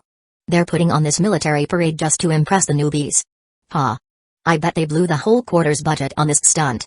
The Navy personnel nearby looked collectively speechless at his blatant mockery. Normally, Manfred was well guarded, but the level of preparedness today was excessive. After all, this was Manfred, home to the Navy's top brass. It wasn't like any pirate would be foolish enough to attack here directly. Clearly, this show of force and the military drills were deliberately arranged to impress the new recruits. Those familiar with internal Navy affairs didn't even need to guess who had orchestrated it. The reasoning was sound. A display of strength would inspire admiration and a sense of belonging among the new recruits. But even if people knew, no one usually said it out loud. Thanks to this loud-mouthed man, the whole presentation was now undermined. Not only had they wasted effort and resources, but Sengoku, certain to be livid, would probably storm in tomorrow looking to rip someone's head off.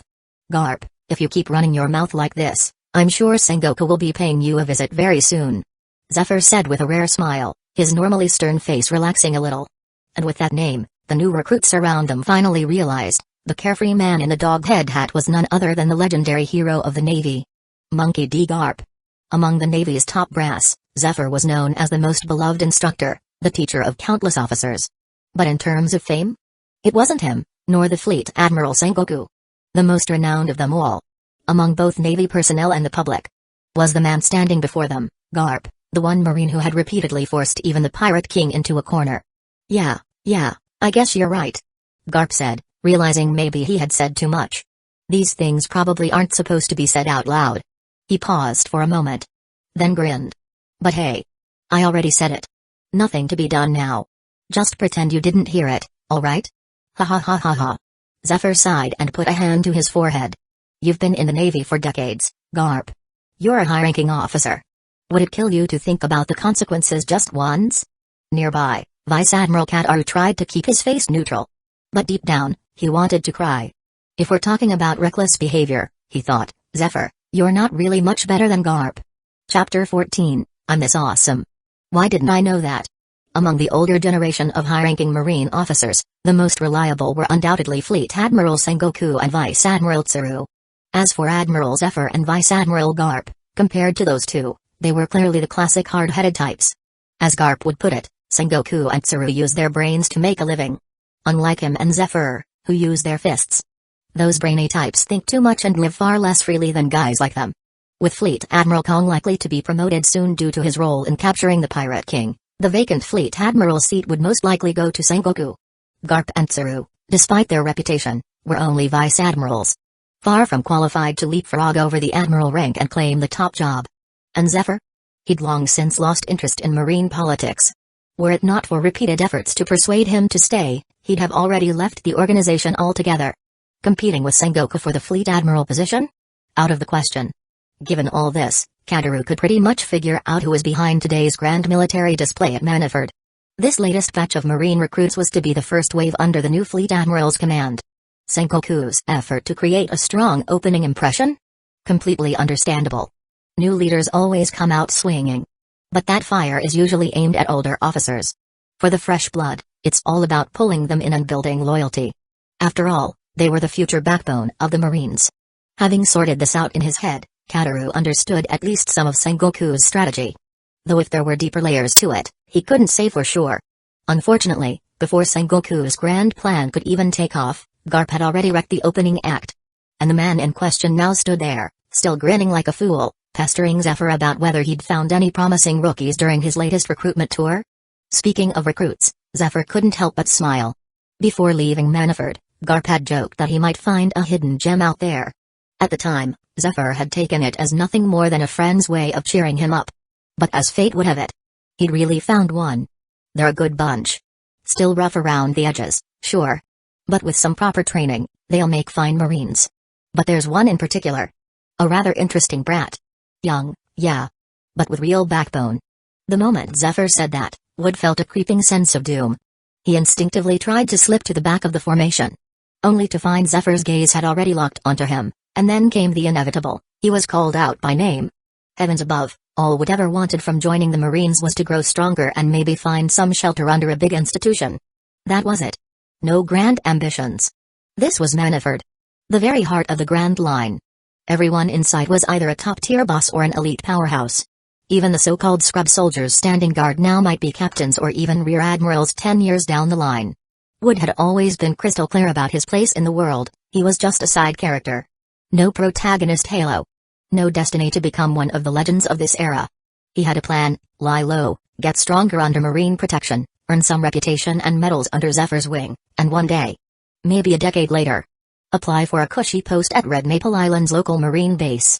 Retire as a quiet colonel. Who said transmigrators had to fight gods, punch emperors, or chase One Piece? What did that treasure have to do with him? He didn't care about the Void Century either. All he wanted was to grow strong enough to protect himself, bully some rookie pirates, and live a peaceful life. So before he even set foot in Manaford, Wood had already made up his mind: stay low. Blend in. Avoid getting noticed by any big shots. He had loved his useless backdoor connection persona. In fact, he'd planned to keep playing the role of mediocre recruit for years to come. But alas, fate has a cruel sense of humor. Out of thousands of new recruits, why was his the only name Zephyr remembered? And in front of everyone. Called out by a freaking admiral. Wood had no choice. Even though he didn't want any part of this spotlight, he still had to step forward obediently under everyone's watchful eyes. Thanks to Zephyr, every gaze was now fixed on him. He had come to lay low and instead got famous on the very first day. This is the kid you were talking about? He doesn't even look old enough for recruitment. Garp said skeptically. Most Marine recruits were around 18. Though Wood had a solid build, his youthful face stood out among the group like a sore thumb. That's right. Zephyr replied. He's only 16. But in terms of experience, he's already ahead of most active-duty Marines. Can you believe it? This 16-year-old took out half a pirate crew on his own. Including a devil fruit user with a bounty of 20 million Baileys. But that's not even what impressed me the most. What I really respect is the quality this kid has. Garp, you won't believe it. But that kid's eyes scared me. The determination, the willingness to give his life to uphold justice. It was all there, burning in his gaze. Garp, who had been mildly curious before, now fell silent. That was high praise coming from Zephyr. And Garp knew Zephyr better than anyone. If he spoke this highly of someone, the kid was definitely something else. Now Garp wanted to test Wood's mettle himself. Meanwhile, the man in question could only stand there stunned, totally dumbfounded. Who the hell is Zephyr talking about? That guy sounds awesome. Wait. It's me? Even Wood was baffled. He had no idea he'd left such a strong impression. And if he was this confused, the other new recruits were even more floored. Especially those who had come on the same ship. They had all thought he was just some well-connected weakling. Turns out, this guy had soloed a 20 million bounty pirate and half a crew? At 16? At 16, they were out there play-acting pirate games with their friends. Wood was out there ending lives. Who was the real monster here? Chapter 15, Garp's Test. Although this was the perilous world of pirates, most people their age hadn't even held a proper weapon before, let alone risk their lives in a real battle. Yet the guy standing in front of them, the one they had dismissed as a mere nepotism case, looked completely harmless, even appearing disabled when he first boarded the ship. But the number of lives he'd taken was higher than most full-fledged Marines. Now that the rookie Marines had learned Wood's true identity, they were deeply relieved. Back on the ship, they had refrained from provoking him only because they assumed he was under Zephyr's protection. If they had actually picked a fight with this killer. After Zephyr's overly enthusiastic praise, Wood clearly felt the way others looked at him had changed. His own face was twisted into a bitter grimace. This wasn't the image he'd wanted to cultivate at all. He needed to fix this and make everyone see him differently. Admiral Zephyr's compliments are really too much. I'm just a kid. How could I possibly kill a pirate with a bounty of 20 million Baileys? The pirate crew was taken down with help from the townspeople. As for that pirate captain, he was already badly wounded. I was just lucky enough to land the final blow. Compared to Zephyr's praise, Wood's explanation sounded far more reasonable. After all, he was only 16. Pirates weren't made of wood, and it was genuinely hard to believe that such a sunny-faced teenager could slaughter pirates like he was slicing melons. But even if what you said is true, even if you just landed the final blow, the fact that you dared to kill so many pirates at your age is already remarkable. If Zephyr thinks so highly of you, then let me see for myself whether you really have the guts he says you do. Before Wood could react, the moment Garp finished speaking, he felt a powerful aura engulf his entire being. And the source of that pressure was none other than the marine hero, Monkey D. Garp. As a vice admiral and a legendary hero of the Marines, Garp was actually taking a fresh recruit seriously. Garp didn't possess Conqueror's hockey. What he was using now wasn't hockey at all. But after years of bloody battles at sea, even without Conqueror's hockey, Garp possessed a fearsome presence. Right now, the oppressive force covering Wood wasn't actual hockey, but rather Garp's overwhelming aura and killing intent. And since that kind of pressure couldn't be selectively directed, when Garp released his killing intent, everyone around him felt it. Seeing Garp being so reckless, Zephyr immediately stepped forward, shielding the new recruits with his large frame and blocking the crushing pressure with his own aura. Unfortunately for Wood, he wasn't so lucky. Because he'd been called out earlier, he was standing closest to Garp, and therefore bore the full brunt of the killing intent. Also unlucky was Rear Admiral Kadaru, who stood only a few paces behind and was now getting caught in the blast radius as well. Some people said Garp was kind and friendly, but Wood had his doubts. This was the same guy who once threw his under-10 grandson into the wilderness. How kind could he really be? The killing intent surged forward like a tidal wave, and Wood felt his body instantly plunge into an icy abyss. There was nothing physically pressing on him, but his shoulders felt unimaginably heavy. The immense pressure blurred his vision and made his legs shake involuntarily. Every pore of his body screamed danger, alerting him at a primal level. It was like the natural suppression a predator exerts over its prey. As a living creature, Wood's instincts told him he was in the presence of something terrifying. His brain registered the threat, and his nerves passed the message to every part of his body. Garp hadn't moved. He stood just as before, calmly popping rice crackers into his mouth. But in Wood's eyes, Garp had become a towering mountain. Vast, unfathomable. The pressure bent Wood's body forward. As the weight grew harder to bear, Wood even considered giving up. Just collapsing to the ground. That would fit the Loki persona he wanted to maintain, anyway. But something told him that if he gave in now, he'd never progress on the path of the sword. Becoming a true swordsman would remain a distant dream. The way of the sword was a journey where one either advanced or fell behind. Only by challenging the strong could one's skill and spirit grow. Just like how Zoro challenged Mihawk, and Mihawk once challenged Whitebeard. It was okay to be timid in daily life, but right now, if he backed down, Wood felt he'd regret it for the rest of his life. His back was soaked with cold sweat. The floor beneath him had 2 deep indentations from where his feet struggled to hold ground. Yet despite this, the bend in his knees grew deeper and deeper. Just as he was about to lose consciousness from the almost tangible pressure, Zephyr finally stepped in. Garp, that's enough. The kid's only just recovered from his injuries. You'll cause a relapse if you keep this up. The pressure vanished as quickly as it had come. The suffocating aura withdrew like a receding tide, and Wood collapsed to the ground, panting heavily. He hadn't even moved a muscle in battle, yet he felt more drained now than when he'd fought Iron Arm Cook. In just a few minutes, his body and mind were completely exhausted. Well damn, the kid's got some guts. He actually stayed conscious under my pressure. With that kind of backbone. Never mind his current strength. I can say for sure this kid's got a bright future ahead of him. Still gasping for breath on the ground, Wood looked completely baffled. From his perspective, his performance had been utterly pathetic. Why would someone like Garp praise him so highly? Seeing his confusion, Garp chuckled and nodded toward something behind him. Chapter 16, Enrolling in the Navy Academy. At Garp's subtle nod, Wood turned around, confusion evident in his eyes. What he saw explained why Garp had spoken the way he did earlier. Behind Garp, a group of individuals stood, many of whom were Navy officers who had accompanied Zephyr on this mission. Among them, Rear Admiral Kadaru held the highest rank and had been the closest to Wood during the test. As a Rear Admiral of the Navy headquarters, Kadaru was no match for Garp in terms of strength, but he had a certain level of competence. If it came to a fight, Kadaru would stand no chance, but when it came to withstanding Garp's aura, he appeared unaffected, standing there with an untroubled expression. However, the other officers weren't as fortunate as Kadaru. Even though Garp hadn't been serious, he was still the Navy hero who had cornered the Pirate King multiple times. His reputation wasn't just for show. The commanders at the rank of major or lieutenant could barely manage to stay on their feet, though their breathing was clearly labored. It was evident that resisting such killing intent was no easy task for them. As for the captains, they were in a similar state to Wood, all of them collapsed on the ground, gasping for breath. When Wood turned his head to look at them, one captain, determined not to lose face in front of the recruits, tried to stand. But as soon as he barely straightened up, his legs gave out, and he fell back to the ground.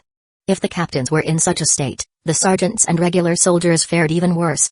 However, they didn't know whether they had lost face or not because they were all unconscious. Seeing the contrast, Wood understood why Garp was satisfied with his performance. Wood was still just a green recruit, but in terms of willpower, he was already comparable to a Navy captain. And, due to his proximity to Garp, he had even outperformed some of them. If that wasn't impressive, it would be an insult to the other officers. Thanks to Garp's actions, this year's Navy recruit induction ceremony was anything but ordinary. And the young man who had hoped to keep a low profile found himself unwittingly becoming the most prominent figure among the new recruits. Gold shines no matter where it is, and when someone stands out too much, it's the same. After receiving his standard issue uniform from the supply department, Wood headed to the room assigned to him. New recruits from various regions wouldn't be assigned to active duty immediately. First, they would undergo several years of systematic training together. Wood was given 3 sets of uniforms, all white with blue trim, identical to those of regular Navy personnel. As a proud new member of the Navy, these 3 uniforms would be his companions for the next few years. Since he was still a nobody, he had no right to wear anything special. The white and blue uniform was standard issue, and the Academy's regulations stated that unless it was a day off, all recruits must wear this uniform for both daily activities and training. When Wood asked how 3 uniforms were supposed to last for years, the supply officer explained that if the uniforms got damaged, recruits could buy replacements out of their own pocket. But when Wood heard the price, he realized it was far from cheap. Based on their stipend as recruits, they could barely afford 1 uniform a month. Looking at the standard issue uniforms in his hands, Wood couldn't figure out why they were so expensive.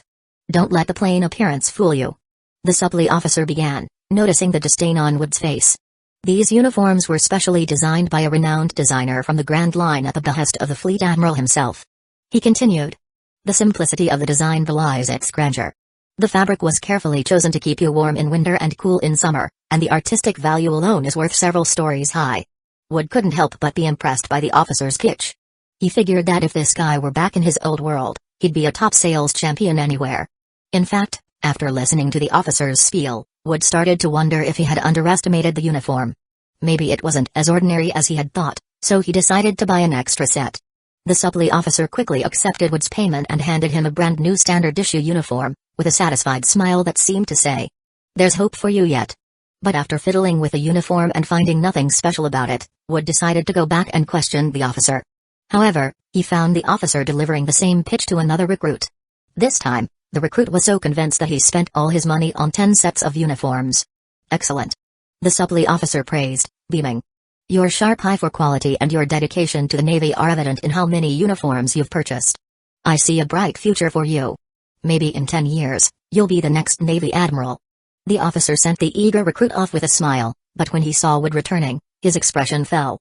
"These uniforms are custom-made and non-refundable," he declared before Wood could say a word. The Navy Academy had been around for a long time. Garp, Sengoku, and Zephyr had all been students here. Most Navy recruits were just ordinary people when they first joined, and the Navy headquarters couldn't send them straight into battle against vicious pirates. If the Navy performed poorly in combat, it would damage its reputation and embolden the pirates. Moreover, untrained Navy recruits would be no match for seasoned pirates, making them easy targets and unable to uphold justice. High casualties wouldn't just harm the Navy's prestige, they'd also make the general public view it as a dangerous job, deterring future recruits. After retiring from the front lines, Zephyr took on the role of head instructor at the Navy Academy. Admirals like Akainu and Kizaru were among Zephyr's first students, while Aokiji was part of the 3rd class. Wood was now part of the 5th class.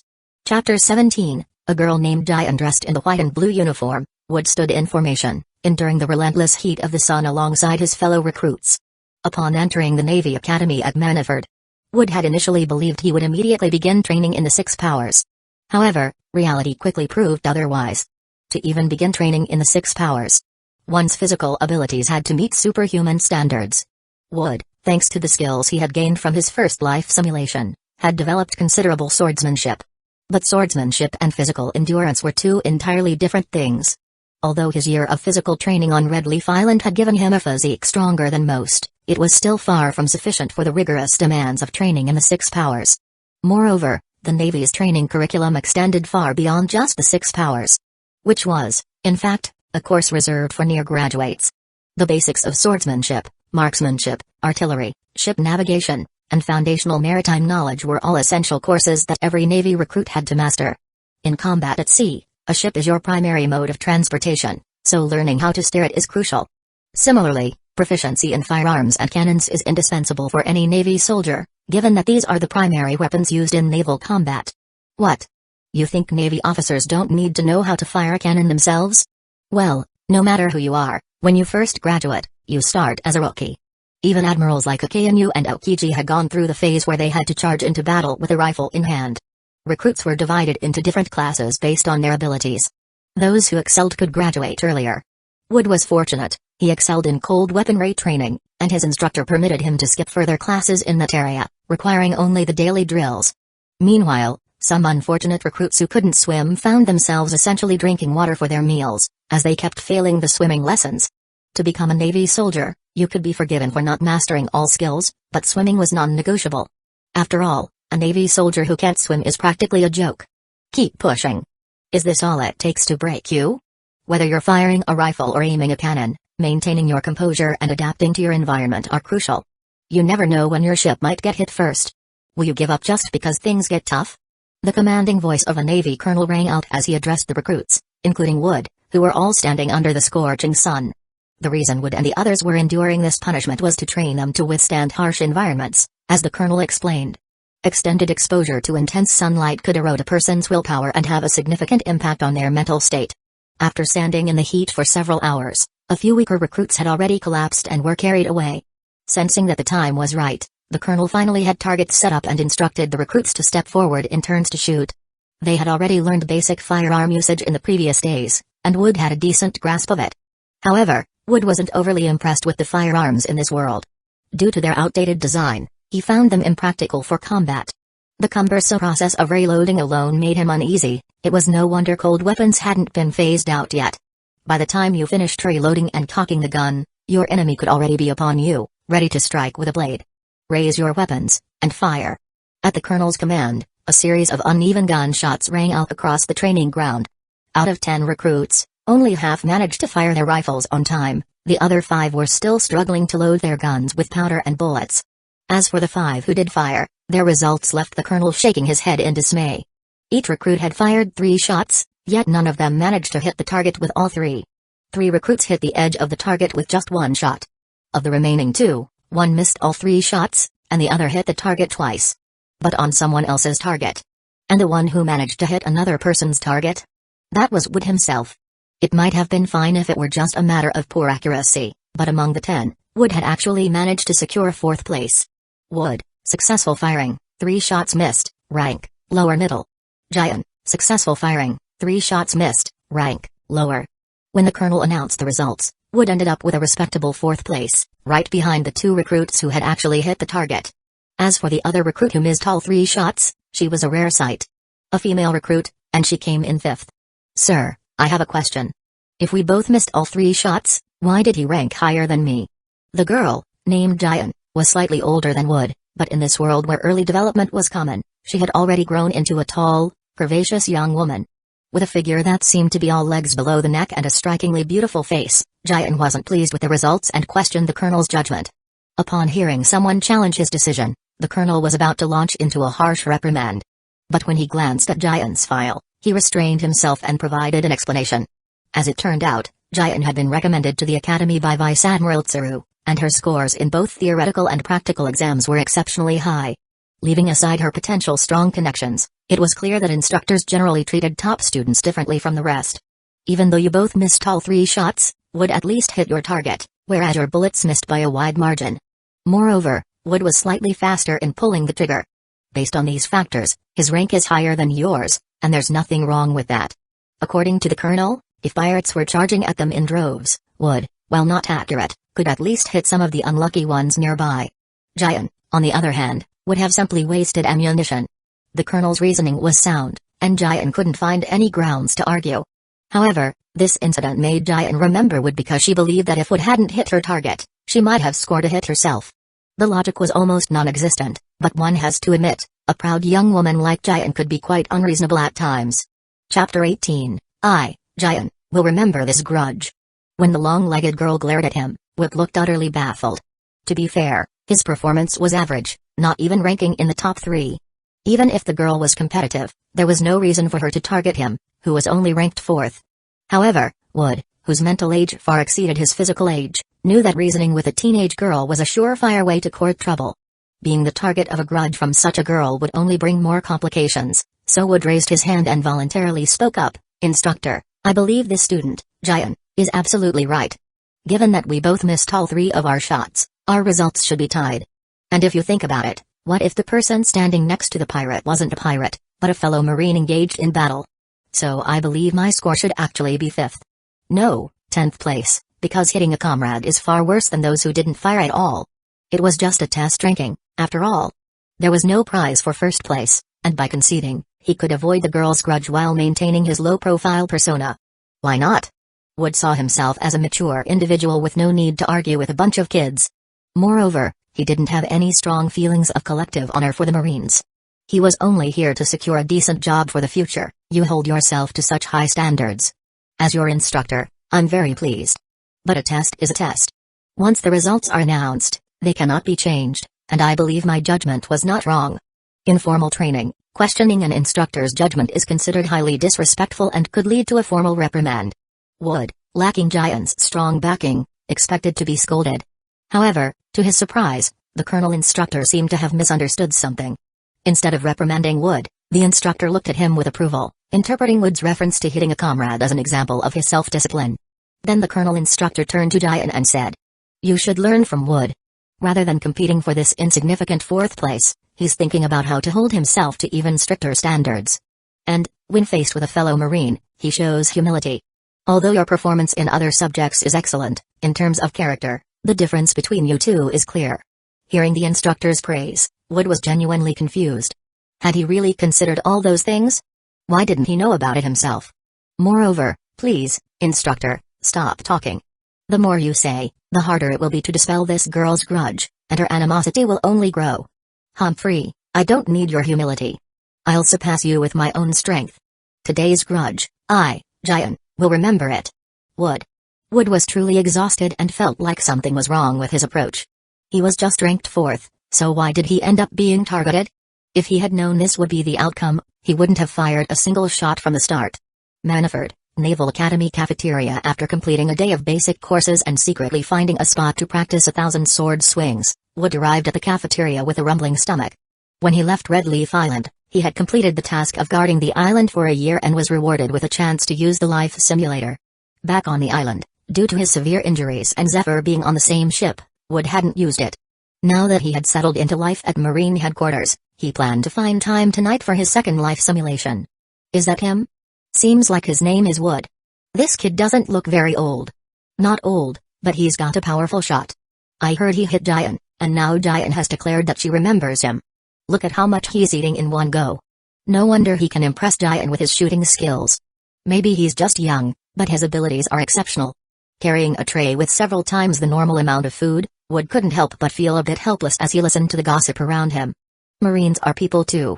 They gossip, and since their daily training is so monotonous, the higher-ups don't strictly forbid them from chatting about the new recruits. The heavy training routine requires some other activities to lighten the mood. Wood had grown used to the gossip over the past few days.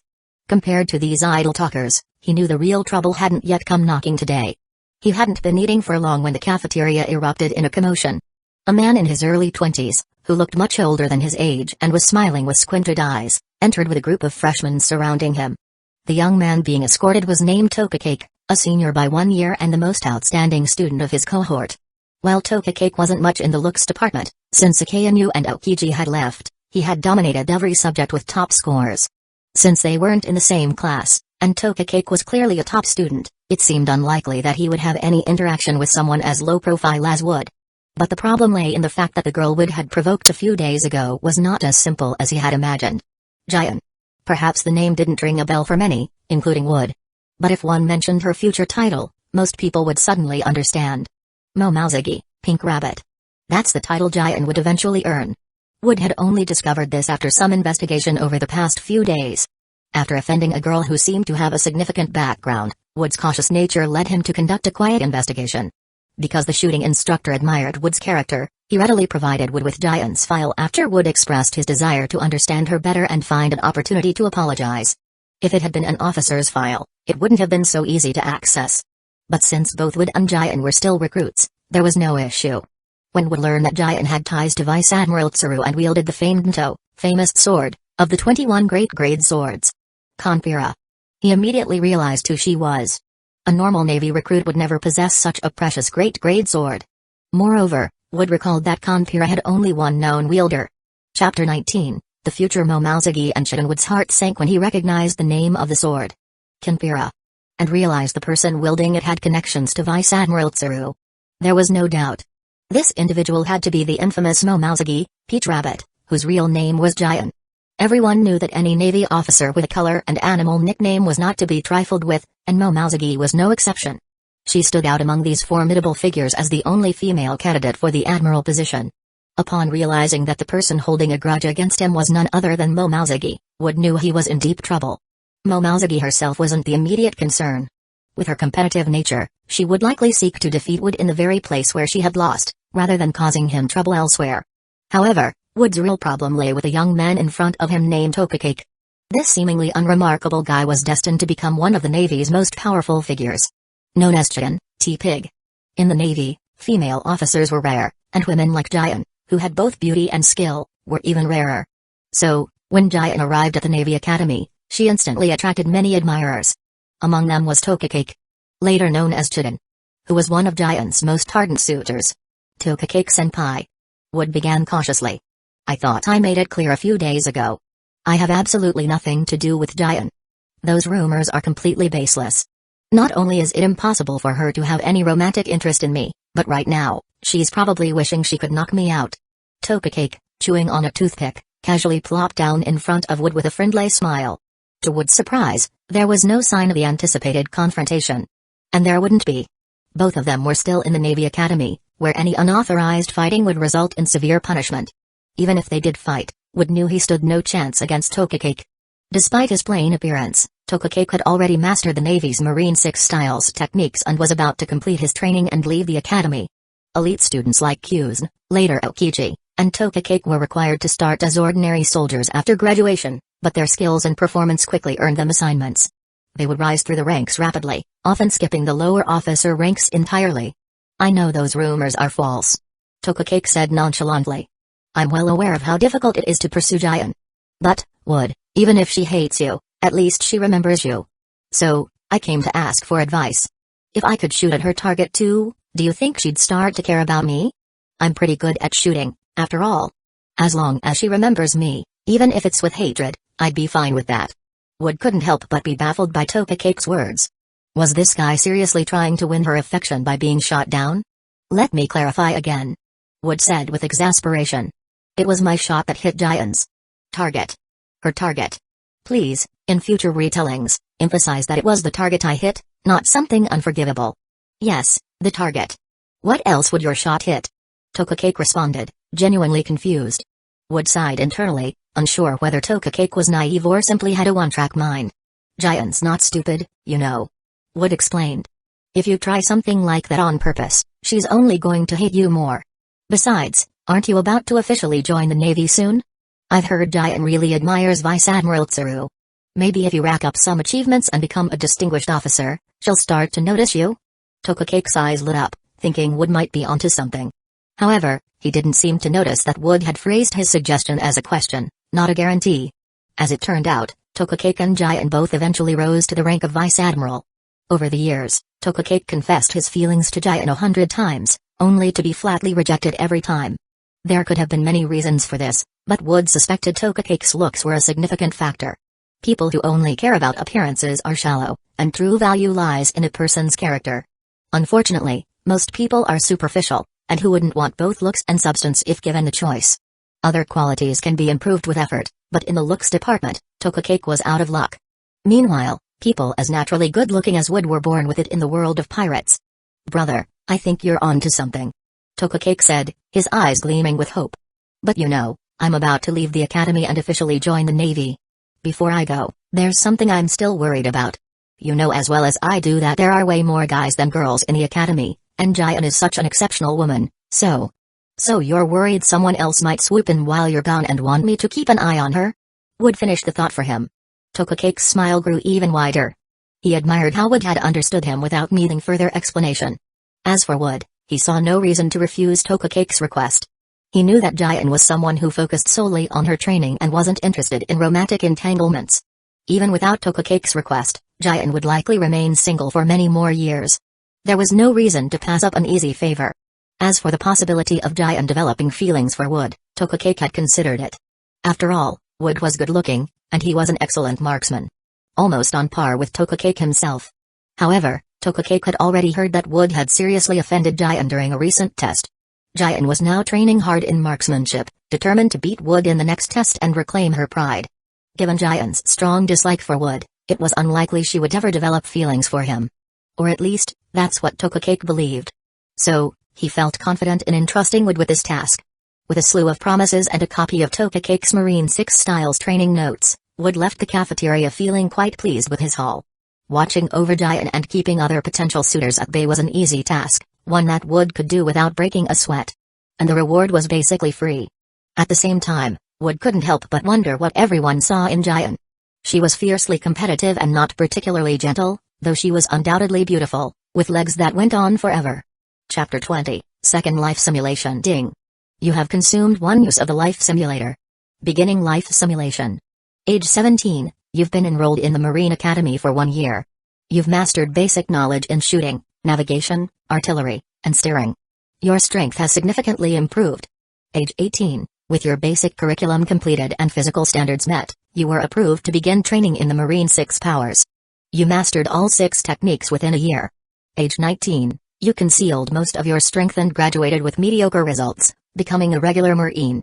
After 2 more years of tempering, your swordsmanship advanced further. You successfully unleashed external sword energy, achieving the level of Sword Master. Age 20, always known for acting low-key, you were just about to apply for a transfer.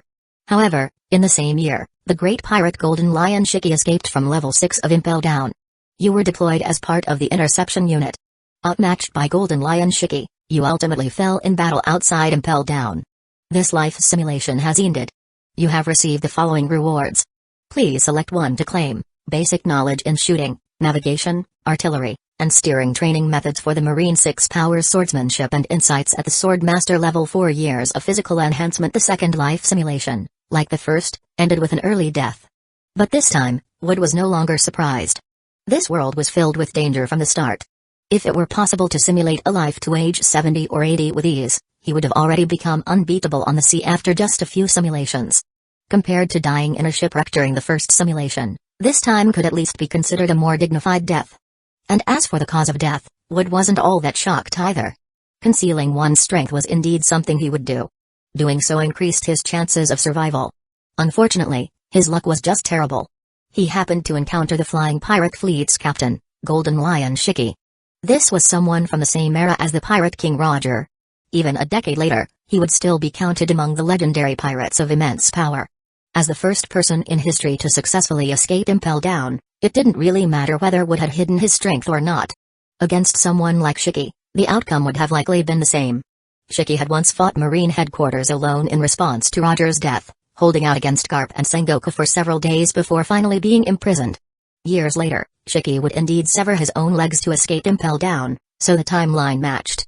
Back to the matter at hand. When the 4 reward options appeared in front of him, unlike last time, Wood fell into a brief hesitation.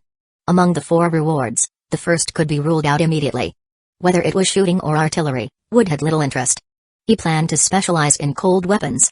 As for the second reward, if it had been the actual Marine 6 powers techniques, Wood might have considered it. But since it was only the training method, he directly discarded it as well. He had already received insights into the Marine 6 powers from Garp's aide-de-camp, Tokake. With some effort and experimentation, he could master them on his own. If it had been a direct transfer of the techniques, it would have saved him time. But as it stood, training methods alone were of little value to him. The real struggle was between the third and fourth rewards. The Sword Master level swordsmanship and insights had long tempted him, but 4 years' worth of physical enhancement was also highly attractive. Under intense mental debate, and with the system's reward selection timer beginning to count down, Wood finally chose the third reward, swordsmanship and insights at the level of Sword Master. The reasoning was simple. While the physical boost from 4 years of training was tempting, it was something he could still achieve through steady progress. But the level of understanding and skill represented by the sword master reward? That wasn't guaranteed. It was tied to talent, intuition, and even luck. Just because he had achieved external sword energy in this simulation didn't mean he could replicate it again so easily. One reward was something he could earn over time. The other was a rare, possibly once-in-a-lifetime chance. The choice, in the end, was clear. Once the reward was selected, a massive surge of knowledge flooded into Wood's mind. Though this wasn't his first time experiencing it, the sensation was still incredibly strange. Outwardly, nothing about his body had changed. But Wood could clearly sense his understanding of swordsmanship had deepened dramatically. If he encountered Iron Arm Cook again, Wood was confident the fight wouldn't drag out like it had before. Even without relying on clever tricks, and even if his opponent activated a devil fruit power, Wood believed he could now take down Cook and the entire Iron Arm pirate crew while sustaining only minor injuries. He raised his fingers, aligned into a flat palm, and swung it downward through the air.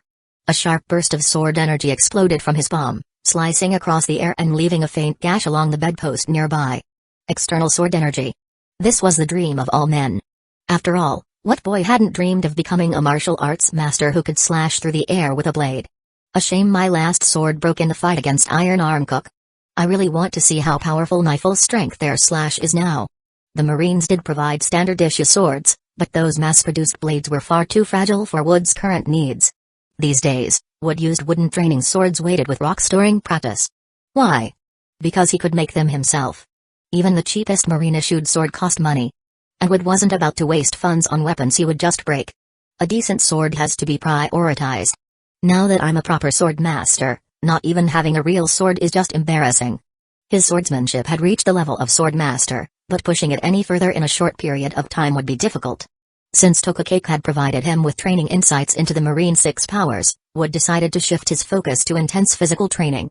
He would hone his body to the level required for mastering those techniques. Night had already fallen. Inside the new recruits dormitory at the Marine Academy, after a day of grueling classes and practice, the students were all sprawled out in bed like dead pigs, snoring away. But Wood quietly got up, changed into a set of casual clothes, gathered his training gear, and stealthily slipped out of the dorm. He moved with practiced ease, hopped the academy's fence, and dashed toward the forest behind the Marine School. Chapter 21, Beginning the 6 Powers. Training among the 6 powers of the Navy, Wood decided to start by training the technique known as instant transmission. Instant transmission is a high-speed movement technique within the 6 powers. By instantly stomping the ground dozens of times with incredible speed, it creates explosive reactive force that propels the user in a rapid movement, making them appear to vanish from the enemy's sight. This instant can be measured as precisely as 0.36 seconds. Instant transmission is the most fundamental move among the 6 powers. Once mastered, one can learn another application technique of instant transmission, known as moonwalk or moonwalk. Wood chose to train in instant transmission first because it is relatively simple compared to the other 6 powers and because of its immense practicality. For someone skilled in close combat or swordsmanship, this high-speed movement technique is undeniably a game-changer. Of course, simple here is only relative to the other 6 powers. In truth, even though instant transmission is the most commonly mastered technique among the 6 powers, it is still beyond the reach of ordinary Navy soldiers. To be able to stomp the ground over 10 times within 0.36 seconds requires tremendous leg strength and speed. In Tokakake's 6 powers training notes, he mentioned that the fastest way to master this technique is by strengthening the legs. He even thoughtfully provided several feasible training methods, such as adding weights to the ankles or running in marshy terrain. The forest's marshlands were scarce but not entirely absent, however, these places were often teeming with wild boars. It's well known that wild boars love wallowing in mud. So when Wood found a suitable training spot in the forest, he also ended up attracting these troublesome creatures. Swinging his wooden sword, Wood swiftly killed the first wild boar that couldn't hold back and charged at him. However, the rest of the boars, seeing their fallen comrade, didn't back down. Instead, they became enraged and began surrounding Wood in a tightening formation. Snort snort. The leader of the boars was enormous, standing on all fours nearly as tall as a person, with a clear scar near its eye, likely the leader of the herd. In his previous world, such a gigantic wild boar wouldn't exist, but in this world, massive creatures like this were not uncommon. The boar leader eyed Wood, who was holding a wooden sword, and seemed to sense that he wasn't easy to deal with. It maintained a combat stance, snorting to intimidate Wood into leaving their territory. All living things have a spirit. You sense danger and won't approach, huh? Then how about this? Looking at the boar leader, Wood could clearly see that the creature possessed considerable intelligence. Even though Wood was much smaller than the boar, the aura he emitted as a swordsman made the boar uneasy. When Wood tossed his wooden sword aside, the boar leader's gaze changed noticeably. Snort snort. At the boar leader's next snort, the other boars retreated, and the massive boar leader stepped forward, its huge tusks appearing incredibly menacing. Interesting, I didn't expect you to have a sense of honor. So, you want a fair duel, huh? With growing interest, Wood strapped on his prepared weights and assumed a fighting stance against the boar leader. Man and beast stood facing each other, and in the next moment, both moved simultaneously. The boar charged with incredible speed, especially impressive given its massive size. Despite being a mere beast, it unleashed a surprising level of combat power. Meanwhile, over the past few years, whether on Red Leaf Island or at Navy headquarters, Wood had been undergoing grueling physical training daily. Compared to the swordsmanship he gained from the system, the physical fitness Wood achieved through his own efforts was equally substantial. With a powerful push-off from the ground, Wood leaped forward, aiming a punch directly at the boar leader's huge tusks. In the clash between fist and tusk, Wood barely managed to hold his ground before being overwhelmed by the boar's immense force, sending him flying into a tree trunk. Seeing that its opponent seemed to be struggling, the boar leader revealed a human-like expression of triumph and charged at Wood once more. Although wild boars are known for their straightforward charging attacks, the weights Wood was wearing greatly hindered his speed, making it difficult to dodge. Normally, he could leap several meters high from a standing jump, but now he could barely clear the boar's head. Barely evading the boar's charge with an awkward jump, Wood still suffered a deep gash across his waist from the tusks. But as they passed each other, Wood mustered all his strength and landed a punch on the boar leader's temple. Scene transition line Navy Academy tests were held once a week, and a week had passed since the last shooting test. As soon as Wood entered the formation, he felt a gaze filled with intense battle intent. Following the trajectory of the gaze, Wood spotted a tall and valiant female Marine. Giant had spent the past week practicing her marksmanship relentlessly to take revenge today and restore her honor. Like Wood, Giant preferred cold weapons like swords over firearms. Originally, she didn't care much about her marksmanship scores, but the instructor's remarks about her needing to learn from Wood had sparked her intense competitive spirit. As one of the few women in the Navy, Giant never wanted to be looked down upon because of her gender. She wanted to prove that even a woman, despite lacking the inherent physical advantages of men, could become an outstanding Marine. Today's training course is about how to correctly use cannons to attack the enemy. Unlike rifles, it's difficult to operate a cannon single-handedly during combat. A synchronized team effort between loading and firing is necessary to maximize a cannon's effectiveness. Now, when I call your name, pair up, one person will load, and the other will adjust the angle and fire. Olo and Dark, pair up. Wood and Giant, pair up. Chapter 22, You fire a cannon and let me see Wood. Giant, ? Wood, who was completely indifferent and planning to intentionally lose to Giant later, and Giant, who was full of fighting spirit and ready to avenge her previous defeat with a hand-picked gun, were both stunned when they heard the colonel's command.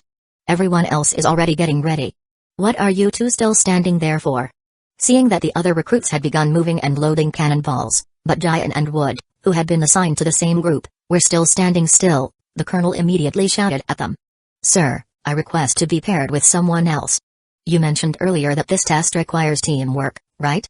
I feel that I have no chemistry with this person.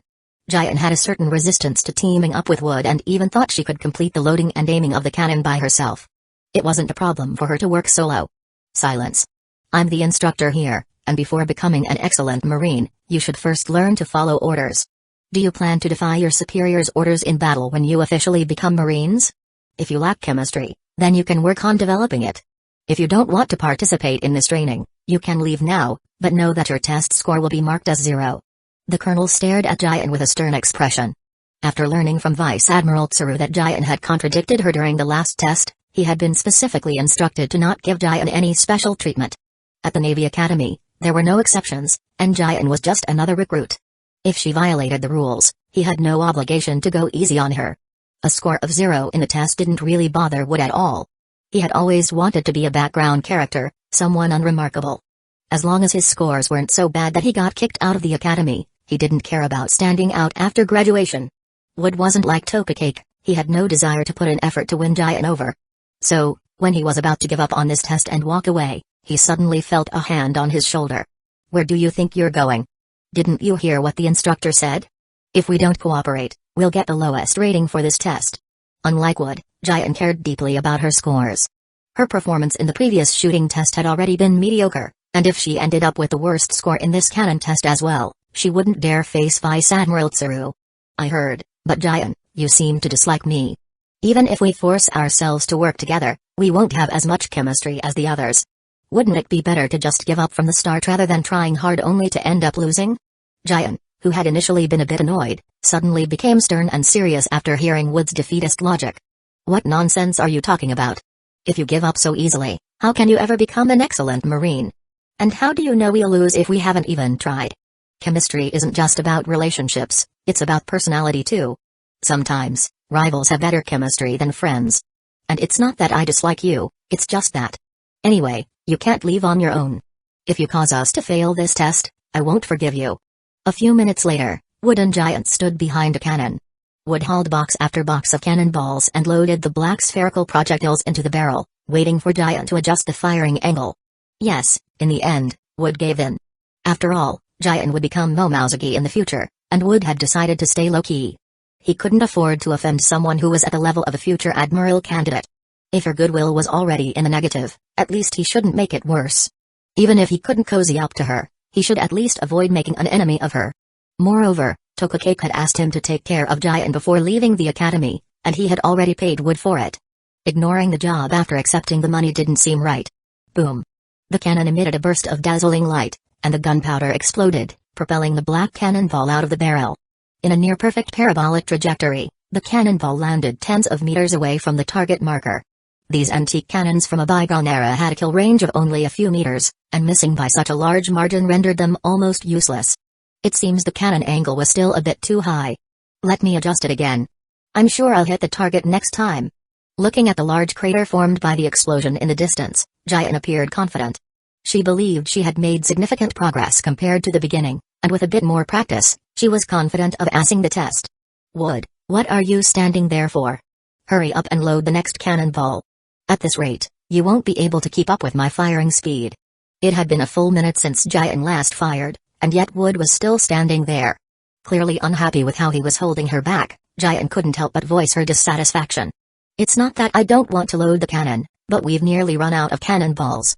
If we keep shooting, we might not have enough ammo left for the actual test. The Navy headquarters wasn't made of money, ammunition costs money, and they couldn't provide an endless supply for new recruits to practice with.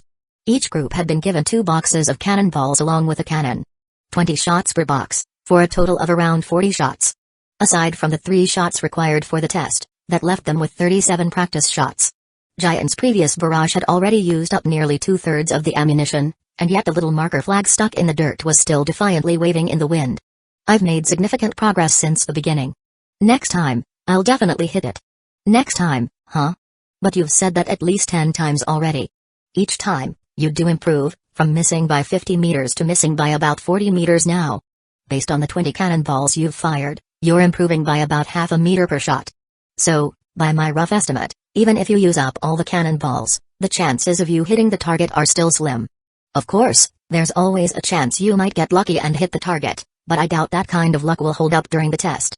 Jian, who had been full of confidence, couldn't help but feel a bit embarrassed after hearing Wood's emotionless analysis. But when she remembered that Wood's shooting score had been just as bad as hers, she retorted. You talk like you're some expert. Why don't you fire a shot and show me what you've got? Chapter 23, Wood, how dare you doubt my cannon firing skills? A tall, perfectly developed young girl expressed her desire to see you fire a cannon. What would you do in this situation? Wood silently loaded the black cannonball into the barrel and began adjusting the cannon's angle. Of all the things to be questioned on, his cannon firing skills? There was no way he could let that slide. I won't argue about anything else, but perhaps you don't know. I'm known as the Cannon King back where I'm from. The cannonballs I fire are not only powerful and have long range, but they can also hit with pinpoint accuracy. Seeing Wood confidently operating the cannon, Jian looked surprised, wondering if he really was a professional. Boom. As the cannon barrel once again spewed flames, the black cannonball followed a parabolic trajectory, eventually crashing to the ground and leaving behind a medium-sized crater as it exploded. PFFT. So this is the skill of the Cannon King? Seems pretty average to me. The small flag atop the mount continued to wave stubbornly in the wind, as if mocking the two of them. Seeing where the cannonball had landed, Jian, who had been serious just moments before, couldn't help but burst into laughter. Wood had boasted so convincingly that she almost believed he was an expert. But this shot landed just as far off the mark as hers had. Maybe even further. It certainly wasn't much of an improvement over her previous attempts. What are you laughing at? Sure, I didn't hit the target this time, but I was only off by a little more than 30 meters. My first shot was already better than your 20 practice shots. How is that not impressive? Having his cannon firing skills mocked, even someone as thick-skinned as Wood couldn't help but feel embarrassed. Without saying a word, Wood quietly loaded another cannonball, preparing to fire a few more shots while the iron was hot. It wasn't about the test score anymore.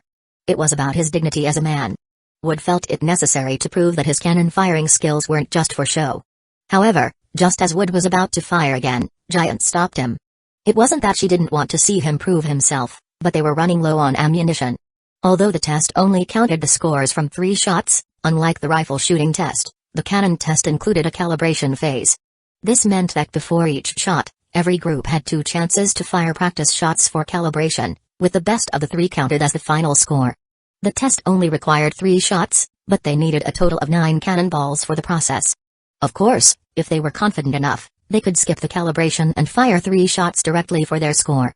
However, Giant believed that with her and Wood's current skill level, skipping calibration would almost certainly lead to failure. Each group had been allotted 40 cannonballs.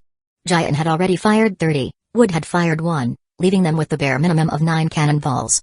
I protest. This isn't fair. Why did you get to fire 30 shots, and now I've only fired 1 and can't shoot anymore? Wood argued. I already told you, we need at least 9 shots for the test, and your aim is so bad that more practice would just be a waste of ammo. Giant retorted with righteous indignation. You've got some nerve saying my aim is bad. Most of the cannonballs were wasted by you. Just look at all these craters. Are you planning to plant trees or something? The instructor had been observing Wood and Giant's group the entire time. Initially, the two seemed to work together in perfect harmony, with their loading speed and overall coordination outshining the other groups. The instructor even thought they might make a good team. However, as he continued to watch, the colonel began to feel speechless. Both Giant and Wood's cannon firing skills were absolutely atrocious. With a range of 200 meters, the deviation in their shots was over 20 meters. That was the same performance the other groups had on their very first shot. Giant's cannon firing was especially dreadful. After calibrating 30 times, she still managed to miss the target by over 30 meters. And yet, she seemed pleased with herself, thinking she was doing well. If she ever trained as an artillery officer, the Navy headquarters' entire supply of cannonballs wouldn't be enough for her to practice with. After some practice, the test finally began as scheduled. The cannon test evaluated not only accuracy but also the speed of reloading and the coordination between team members, all of which factored into the overall score. Can you really do this? We only have 6 cannonballs left, and only 1 chance for calibration before each shot. If you're not confident, let me take over. I think I'm starting to get the hang of it. Indeed, Wood and Giant hadn't managed to save the minimum of 9 cannonballs after all. Wood's persistent protests led to him firing 3 more shots. As the test began, Giant hesitated for a moment before deciding to let Wood be the gunner, while she handled the loading. Fine, I don't mind if you take over. I don't care about the test score anyway. But are you sure you can handle it? Even if my aim is bad, it's still probably better than yours, right? Hearing Wood's words, Giant couldn't help but show her displeasure, though she couldn't refute his point. People always need to try their hardest to understand what true despair feels like, and that sentiment perfectly described Giant's cannon firing skills. Allo, arc, 9 shots fired, best result 10 meters from the target, 1 direct hit, reloading speed below average, coordination below average, final score above average, overall grade, above average. The next group, recruits Wood and Giant, step forward for the cannon test. With the group before them finishing their test, it was now Wood and Giant's turn. The instructor, who had been closely monitoring them, knew what had happened, so he didn't dwell on the fact that they only had 6 cannonballs for the test. He simply urged them to move quickly. The overall weight of the cannonball wasn't light. After all, it was a large lead sphere. The speed of loading was directly tied to the firepower, so it was part of the score. Although Giant was a female, her physical strength far exceeded that of the average Marine, so their loading speed earned them the highest rating. As for coordination, surprisingly, they received a mid-to-high rating. As for their final cannon test results, they fired 6 shots in total, with the best 3 scores taken into account. Only 1 shot landed within 10 meters of the target, while the other 2 were about 20 meters off, resulting in a below-average rating. Their final overall score was below average. Although their loading speed and coordination were commendable, the accuracy score had the highest weight in the final evaluation. Chapter 24, Awakening Observation Hockey. The cannon test was over, and neither Wood nor Jian were dissatisfied with their below-average evaluation. Even someone as critical as Jian understood that with their subpar skills, achieving such a score was already a rare accomplishment. Especially Wood's final shot, which landed just 10 meters from the target. An exceptional performance by his standards. Although the grading instructor could only shake his head, vowing to blacklist both from the artillery unit in the future, the two of them were thrilled. After all, the shots they fired during the test were the best they had ever achieved. In the forest behind Manaford's Naval Academy, a boy wearing only a pair of shorts was currently dodging the charging attacks of several wild boars in a swampy area. Ever since Wood defeated the leader of the wild boar pack, this swamp had become one of his regular training grounds. The wild boar leader, having been thoroughly subdued, had now become his loyal follower. His pig leg. His feet sank into the muddy ground, which created a powerful suction that made it difficult to move quickly. Unlike humans, the wild boars seemed well adapted to this terrain, moving with their usual agility. Snort, snort. Several wild boars snorted and charged at Wood from different directions. Strangely, not only did Wood dodge the attacks coming from in front of him, but he also avoided those from his blind spots. Alright, that's enough for today's training. Thank you all for your help. I'll bring some vegetables from the cafeteria tomorrow to reward you. In the moonlight, the boy picked up his clothes hanging on a branch and announced the end of the day's training. The wild boars that had been relentlessly pursuing Wood stopped their attacks upon hearing his words, snorting as if they understood. It had been another year since Wood started his training at the Naval Academy. During this time, whenever he had the chance, Wood would retreat to the mountains for special training. Half a year ago, through intense training with weighted gear and dodging the wild boar leader's attacks, Wood had successfully mastered instant transmission, one of the Marine 6 styles techniques. His recent training in the swamp was aimed at mastering moonwalk. The Marine 6 styles techniques include instant transmission, iron body, moonwalk, tempest kick, finger pistol, and paper art. Among these techniques, 3 focus on leg strength, and once instant transmission is mastered, learning moonwalk and tempest kick becomes much easier. Allowing the wild boars to attack him in the swamp served 2 purposes: to help him quickly adapt to the increased weight on his legs and to simultaneously train paper art. Paper art, as the name suggests, allows the body to become as light as paper, enabling more effective dodging of various attacks. In the beginning, Wood only had 1 wild boar attacking him in the swamp, yet even then, the powerful suction of the mud left him battered and bruised every day. However, as time passed, Wood gradually adapted to the heavier steps, and the number of wild boars attacking him increased. This grueling self-destructive training left his body covered in various wounds, most of which were from the wild boar's tusks, though some were from other beasts in the forest. Of course, hard work always pays off. After a year of hellish training, Wood's physical condition had become several times stronger than it was a year ago. In addition to mastering instant transmission, Wood was also on the verge of mastering moonwalk. And although he hadn't yet fully mastered paper art after constantly facing the wild boar's assaults, he accidentally awakened observation hockey. At first, Wood was puzzled by his newfound ability to sense danger and instinctively evade it, but after some thought, he realized that he had likely awakened observation hockey. The emergence of observation hockey was a delightful surprise for Wood, as unlike the Marine 6 styles techniques, which could be learned through hard work, hockey was not something everyone could possess.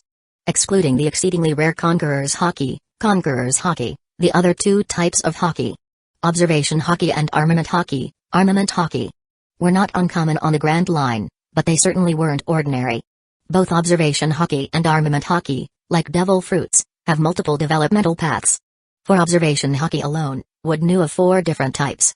The first type was the unique observation hockey of Katakuri, which, when honed to its peak, could even briefly foresee the future.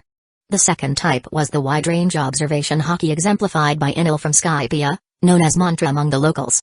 Enel's observation hockey could cover an entire island, almost like a radar. The third type was the long-range observation hockey used for sniping, as seen with Van Augur and Usopp. The fourth type was the ability to hear the voice of all things. A rare gift possessed by figures like the Pirate King, Roger. Of course, these advanced forms of observation hockey were not the norm. Ordinary observation hockey was typically limited to sensing danger and prompting the body to react. Having just awakened observation hockey, Wood wasn't sure which type his would evolve into, or even if it would develop into one of them at all. Nevertheless, the awakening of observation hockey was an unexpected boon. For a swordsman, observation hockey was even more valuable than armament hockey. Kengo-level swordsmanship, combined with instant transmission and moonwalk from the Marine 6 styles techniques, and now my awakened observation hockey. With my current strength, I could easily serve as a Marine captain at any branch. A year had passed, and the basic courses at the Naval Academy had concluded. Under normal circumstances, ordinary recruits would be officially assigned to the Marines after completing these courses, becoming standard soldiers. However, among these recruits, those with exceptional grades or outstanding talents in specific areas would be retained for advanced training at the Naval Academy. These elite recruits would undergo even more rigorous training, including learning the Marine 6 styles techniques, as they were being groomed not as cannon fodder, but as future junior officers in the Marines. Chapter 25, The New Marine Recruits Smoker Note, Changed Red Leaf Island greater than Maple Leaf Island year 1502 of the Sea Circle calendar. 3 years had passed since the execution of the Pirate King, Gul D. Roger. Wood had spent over a year on Maple Leaf Island and another year at Maniford. Now, at the age of 18, he was fully aware that, according to his Second Life simulation, he would be killed by the escapee Shiki the Golden Lion in about a year and a half. Compared to his simulated self, Wood had already mastered instant transmission and moonwalk from the Marine 6 styles techniques and had even awakened observation hockey. He was undeniably much stronger than before. However, even with his newfound strength, Wood doubted that he would be able to survive a direct encounter with someone as powerful as Shiki in 1 or 2 years. Therefore, Wood knew he had to change his current situation to alter the course of his future. At the Naval Academy, the instructor in charge of the basic courses looked at the application form Wood had submitted and stamped it with a black rejected mark without any expression. Why was it rejected, instructor? I'm just following the normal process, right? With my performance over the past year at the Naval Academy, I shouldn't qualify to stay for advanced training with the elites, should I?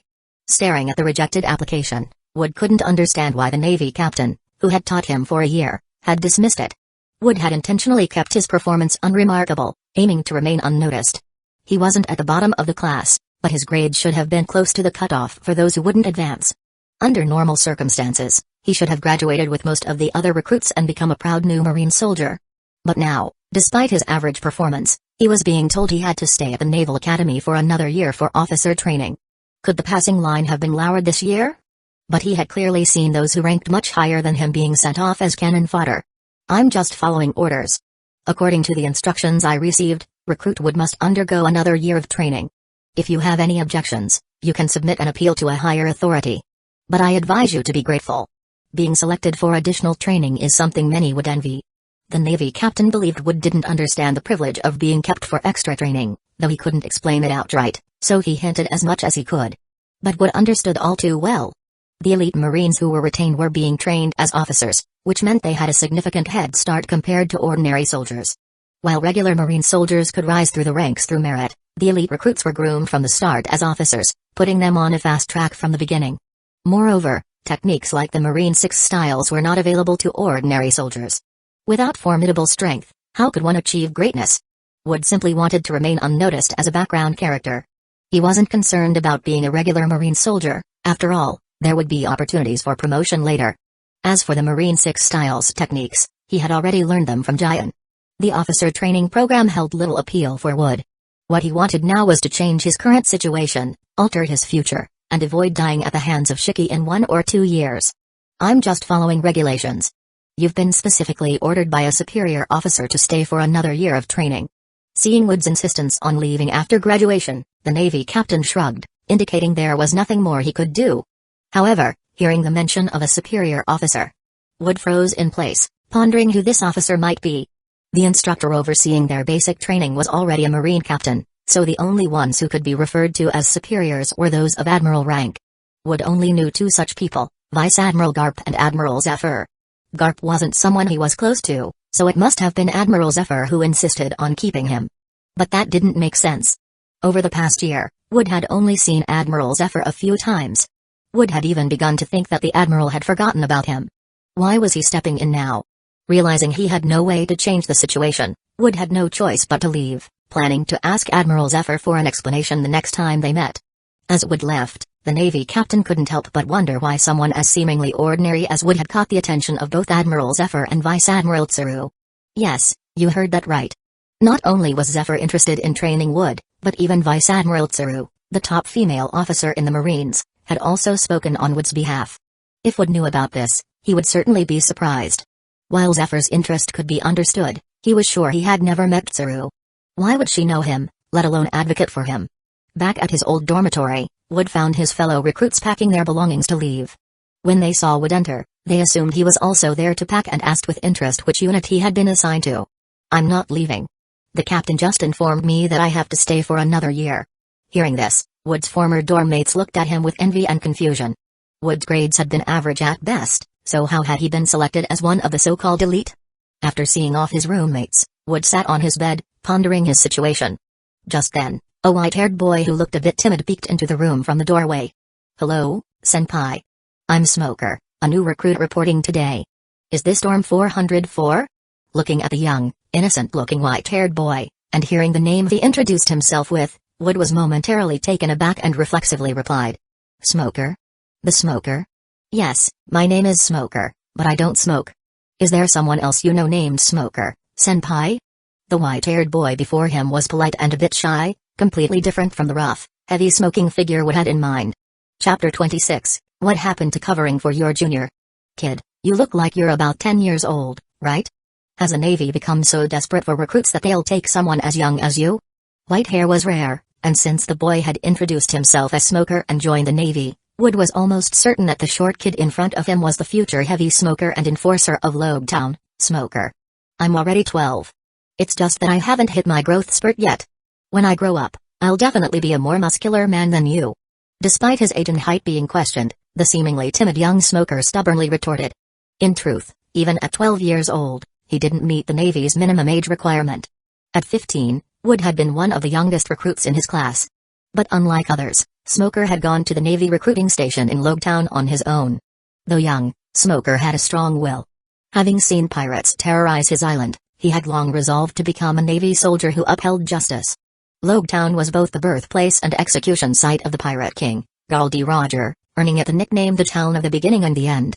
The end of the Pirate King had driven countless people to the seas, and this Town of the Beginning and the End naturally became a key destination for many pirates. Born in this town, Smoker had witnessed Gul D. Roger's execution and had seen many pirates flock to Logetown over the years. Not every pirate was like Roger, possessing the courage to face death with a smile. Most pirates, dreaming of claiming the title of Pirate King and finding the legendary One Piece, were nothing more than thugs who pillaged and plundered. So Smoker aspired to become a strong Navy soldier, stationed in this Town of the Beginning and the End. Ensuring that no more people like Roger would rise again. Smoker intended to make Logetown the final stop for all rookie pirates. Moved by Smoker's determination, the Navy officers in Logetown reached out to Admiral Zephyr for approval. With his consent, Smoker, despite being underage, was accepted into the Navy. Of course, Zephyr made it clear that the Navy Academy wouldn't give Smoker any special treatment because of his age. If his body couldn't withstand the rigorous training, he would have to go back and return when he was older. And that was how Smoker found himself at the Navy Academy, assigned to Wood's dormitory, room 404. The shooting range is over there, and the supply depot is where you get your gear. As a recruit who lacks natural physical advantages, you'll likely be targeted for bullying here. But don't worry too much. Now that you're my junior, if anyone picks on you, just tell them you're under my protection. As they walked toward the mess hall, Wood confidently introduced various parts of the academy, while Smoker, walking beside him, couldn't help but feel a bit helpless. He wasn't sure how it had happened, but he suddenly found himself at the junior of this overly enthusiastic senior. However, as a new recruit, Smoker had heard that anyone who stayed at the Navy Academy for a second year was among the best of the best. Despite Wood's eccentric personality, he was likely one of these elites. And since Wood wasn't looking down on him for being short and was even giving him helpful advice, Smoker figured it might not be so bad to be his junior. If you had asked Smoker what he thought of Wood just a few minutes ago, that would have been his answer. But now, Smoker wanted nothing more than to slap his earlier self a few times. Smoker, don't back down. Even if you're shorter than them, you need to use your agility to your advantage. These guys are all bark and no bite. I believe in you. Standing in front of a bruised and battered Smoker were 3 burly Navy recruits, while Wood stood behind him, cheering him on without any intention of stepping in to help. The 3 who had ganged up on Smoker were clearly fellow Navy Academy students. Though conflicts and grudges were common at the Academy, it was unlikely that Smoker, new as he was called, could have already offended anyone. In fact, these 3 weren't even after Smoker. Their real target was Wood, who was standing behind him. It all started a few minutes earlier. After Wood had enthusiastically shown Smoker around, lunchtime had rolled around. So Wood brought Smoker to the Academy's mess hall. This helpful senior promptly declared that he'd forgotten his money and asked Smoker to cover their meal, insisting on the most luxurious set meals. Smoker, not suspecting anything, dutifully paid up. But as soon as they stepped out of the mess hall after eating their fill, they were blocked by the 3 recruits now standing in front of them. These recruits made their intentions clear from the start. They were in the same year as Wood and had performed much better than him, but while they had been sent off as cannon fodder, Wood had been allowed to stay. Feeling resentful, they had agreed among themselves that even if they got in trouble for it, they would confront Wood and see if he was really deserving of his status. Faced with the challenge, the naive Smoker thought he might finally see the elite Navy soldier in action. But instead of stepping up, the elite who Smoker had placed his hopes on pushed him forward and righteously declared that anyone wanting to challenge him would have to go through his junior first. As he stood there, facing the 3 towering, muscular men, Smoker's mind went blank. Hadn't Wood promised to protect him as his senior?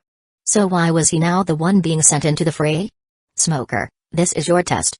If you're afraid of these nobodies, how can you ever be my junior, or an outstanding Navy soldier?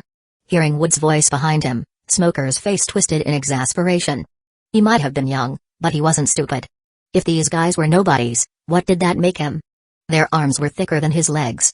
Fighting them was like throwing himself into a lion's den. And why was he even involved in this in the first place? What reason did he have to get beaten up? Chapter 27, Smoker trying to become the protagonist. In just a short moment, Smoker quickly organized his thoughts and was about to explain that he wasn't Wood's subordinate and that they had just met today. But before he could even finish his sentence, a fist the size of a large bowl had already connected with his face, sending him flying several meters away. Wait a minute, let me explain. I'm not this guy's. I've just met this senior today. If you have any problems, take them up with him. Smoker tried to clarify that he had no real connection with Wood, but halfway through his words, he realized he didn't even know Wood's name. And before he could finish his sentence, the large fist was already heading toward him again. In the Navy Academy, Wood had always been somewhat of an invisible figure. He wasn't exactly antisocial, but he typically kept to himself and wasn't known to be close with anyone. Seeing Smoker and Wood having a meal together, with Smoker even treating, it was clear to the group that they must be quite familiar with each other. So, when Smoker claimed he had just met Wood, the group of disgruntled Navy recruits didn't believe him at all. They were already dissatisfied with Wood being allowed to stay while they were being sent off as cannon fodder, and when Wood had the audacity to call them mere background characters, they decided they needed to prove they weren't just extras. Their plan was to take down Wood's new recruit first, and then deal with Wood himself to prove they were the ones who deserved to stay. Facing this misunderstanding, Smoker could only look toward Wood for help, hoping that Wood would clarify the situation and then take on these challengers honorably. Unfortunately, Smoker had overestimated Wood's character. The shameless guy simply ignored Smoker's plea for help and even taunted the group more arrogantly. Smoker might one day become a prominent figure in the Navy, but right now, he was just an ordinary person. Facing 3 burly men who took turns beating him up, his young face quickly became swollen and bruised. To be fair, the 3 Navy recruits weren't completely without honor. They offered to let Smoker go if he would just admit defeat. But Smoker, stubborn as he was, declared that he might take a beating, but he would never surrender. Thus, Smoker was repeatedly knocked down, only to struggle back to his feet each time. The 3 recruits were already panting heavily, yet Smoker, though swaying on his feet, kept getting back up. You can't defeat me. All you're doing is making me stronger. Smoker wiped the blood from his mouth and spat onto the ground, his defiant posture and words leaving the trio momentarily stunned. With his undying resolve and those typical hero lines, Smoker seemed like he was about to have a protagonist moment straight out of a shonen anime. Under normal circumstances, this would be the point where Smoker would experience a breakthrough and unleash his full potential, effortlessly defeating the villains before him. However, the sad reality was that Smoker wasn't the destined protagonist, and his current strength was lacking. No matter how much he might want to power up, it just wasn't happening. Though the trio was initially taken aback by Smoker's spirit, it didn't take long for them to resume beating him down into the dirt. Getting stronger, are you? Then show us how strong you've gotten. They taunted. As it turns out, if you're not the actual protagonist, it's best not to try and act like one. Smoker's failed attempt at a breakthrough only served to increase his enemy's anger, leaving him more battered and bruised than before. What are you doing? Do you know what consequences you'll face for attacking a new recruit like this? Just as Smoker was about to be beaten beyond recognition, Wood was about to step in and stop the fight. But before he could act, someone else intervened. The Navy Academy didn't forbid students from competing against each other. After all, competition is what drives growth. However, such competition had to be fair. What the trio was doing, ganging up on and beating a new recruit like Smoker, was clearly against the rules. The person who stepped in to stop the trio was a tall and strikingly beautiful young woman. She left a blur in the air as she moved, and before anyone knew it, the three attackers were sent flying backward. When they looked up, they found a sheathed katana pointed directly at their throats. Faced with this powerful and intimidating woman, the trio didn't even have the courage to speak up before they were knocked unconscious with precise strikes to the back of their necks. "I did just help you out, didn't I? The least you could do is say thank you before leaving. It's rather rude not to even say goodbye." The tall beauty who had easily taken down the three background characters turned around, only to see Wood helping smoke her up and preparing to leave. Her tone was clearly displeased. "Ha ha ha, what a coincidence, Giant. I was just passing by, and I was about to help out this new recruit myself. But knowing my own limits, I worried I might end up getting beaten up, so I was waiting for the right moment. I didn't expect you to show up. You really are the number one among our cohort. Even without additional training, you're already this strong. After a year at the academy, you'll likely graduate as a sergeant or higher." Initially planning to slip away quietly, Wood sighed and turned around when he heard the voice, knowing he couldn't avoid this encounter. "So you just stood by and watched this kid get bullied because you were afraid of getting hurt?" Giant replied coldly. "That's pathetic. Hina is very disappointed. I thought those selected for advanced training were supposed to be the most exemplary Navy elites." Beside Giant stood a young girl with pink hair, around the same age as Smoker, who bluntly voiced her contempt for Wood's behavior. Yes, Giant wasn't the only one who had shown up. Standing next to her was a pink-haired girl who, judging by her uniform, was also a new recruit at the Navy Academy. "Hina, don't believe his nonsense. This guy is a master at deception. He may look weak and timid now, but his real strength is far greater than you can imagine. Even if I hadn't intervened, that new recruit wouldn't have been in any danger. Those three over there are no match for him." Seeing Hina's disdainful attitude and her readiness to step in and teach Wood a lesson, Giant quickly intervened to warn her. A year had passed, and while Wood's disguise was nearly perfect, it hadn't fooled Giant. Chapter 28, Is this shameless senior really that strong? Due to the shooting and artillery assessments, Wood and Giant had interacted quite a lot. Giant was a highly competitive person, and after being completely defeated by Wood in both shooting and artillery scores, she made it a point to learn more about him. For an ordinary person, obtaining detailed information about Wood might have been difficult, but for Giant, it was not a problem at all. Vice Admiral Tsuru wasn't just a Vice Admiral of the Navy headquarters, she was also the Grand Strategist of the entire Navy, one of the few high-ranking officers with substantial authority. Although there was a significant age difference between Giant and Tsuru, they were as close as sisters. With Tsuru's help, Giant was able to obtain very detailed information about Wood, which allowed her to understand this man much better. Wood was born on Maple Leaf Island, located in the first half of the Grand Line. Until the age of 15, his life was quite ordinary, not much different from any other boy his age. However, at the age of 15, after Wood killed the group of pirates who landed on Maple Leaf Island, he found himself unable to step back from the path of battle. This marked the beginning of his relentless fight against every pirate crew that dared to set foot on his homeland. As if he had been drawn into a role he could no longer avoid. Between the ages of 15 and 16, a total of 8 pirate crews landed on Maple Leaf Island.